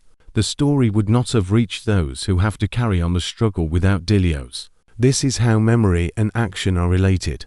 Cinema itself can sometimes function just like this. It depicts an activity that the audience has not performed, yet they experience it as a part of their own inner experience after viewing. The foundation of 300 is this effect. Even though we haven't visited Thermopylae, the movie makes the formation seem almost like a personal memory. Thus, the film's enduring popularity, because the audience begins to notice the technology. Many films with a lot of computer stylization age quickly. Although 300 also reflects the era, its artificiality is not entirely detrimental because it was incorporated into the design. The sky shouldn't appear typical. Rocks shouldn't have a documentary-like appearance. Blood doesn't have to act like it would in a realistic play.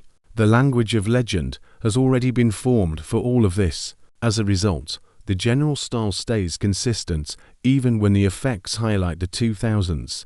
Another intriguing aspect of the movie is that its legacy went beyond the storyline. It had an impact on visual fashion, advertising, trailers, parodies, and the popular perception of heroic slow motion. Even those who hadn't seen the movie in years could recognize the red cape and bronze helmet after him. However, there is a drawback to any such legacy. It is simpler to disentangle an image from its meaning when it is stronger. It is possible to repeat a scream without any context. It is possible to replicate a stance without the catastrophe. A meme may endure the scene, but lose the suffering that gave rise to it. Restoring the film's tragic base is crucial for serious watching. It's more than just a compilation of amazing moments. Nearly every lovely image in this novel is based on death. Because their wearers will die, the red cloaks are exquisite. Because there is no escape, The final configuration is magnificent, because everyone who is left pays for Xerxes' wound with their life. It is truly amazing, because it speaks for people who are unable to communicate. Dilios' voice is inspirational. The movie is reduced to an angry postcard if you ignore this cost. It regains its weight if you recall it. It became even more apparent how much the first movie relies on its simplicity of form after the publication of the sequel, which broadened the universe of naval warfare and depicted another aspect of the conflict with Persia. The map doesn't need to be continuously expanded. Compression is where it shines. Just one pass, just one monarch, just one team, one betrayer, just one storyteller. The man who claims to be a deity has one final wound on his face. The pressure increases with decreasing space. The first movie practically doesn't lose energy, which is exactly why it feels so dense. There isn't a lengthy hero's trip across numerous nations, a sophisticated multi-front strategy, or a sizable number of equally important plot threads. Even the Gorgo plot, which is unrelated to Thermopylae, consistently strives to answer the same fundamental question: can Sparta uphold the definition of resistance, while Leonidas perishes in the process? As a result, the image sticks together like a fist. It is difficult to dispute its focus, despite the fact that it is contentious, exaggerated, and simplistic. Because of this focus, the movie is dangerous for history and convenient for myth. Myth adores clarity. Complexity is required by history. 300 Spartans nearly always chooses to be clear. If the audience wants an honest comprehension, they must also provide complexity. It is important to keep in mind that actual Sparta was not a free-spirited utopia. It is crucial to keep in mind that the Persian Empire was far more complicated than the monsters and golden tyranny depicted on television. It is important to keep in mind that the heroic story constantly magnifies its own and hides others. However, if these warnings are taken into consideration, the movie might be seen as an illustration of how cinema generates legend rather than as a historical lesson.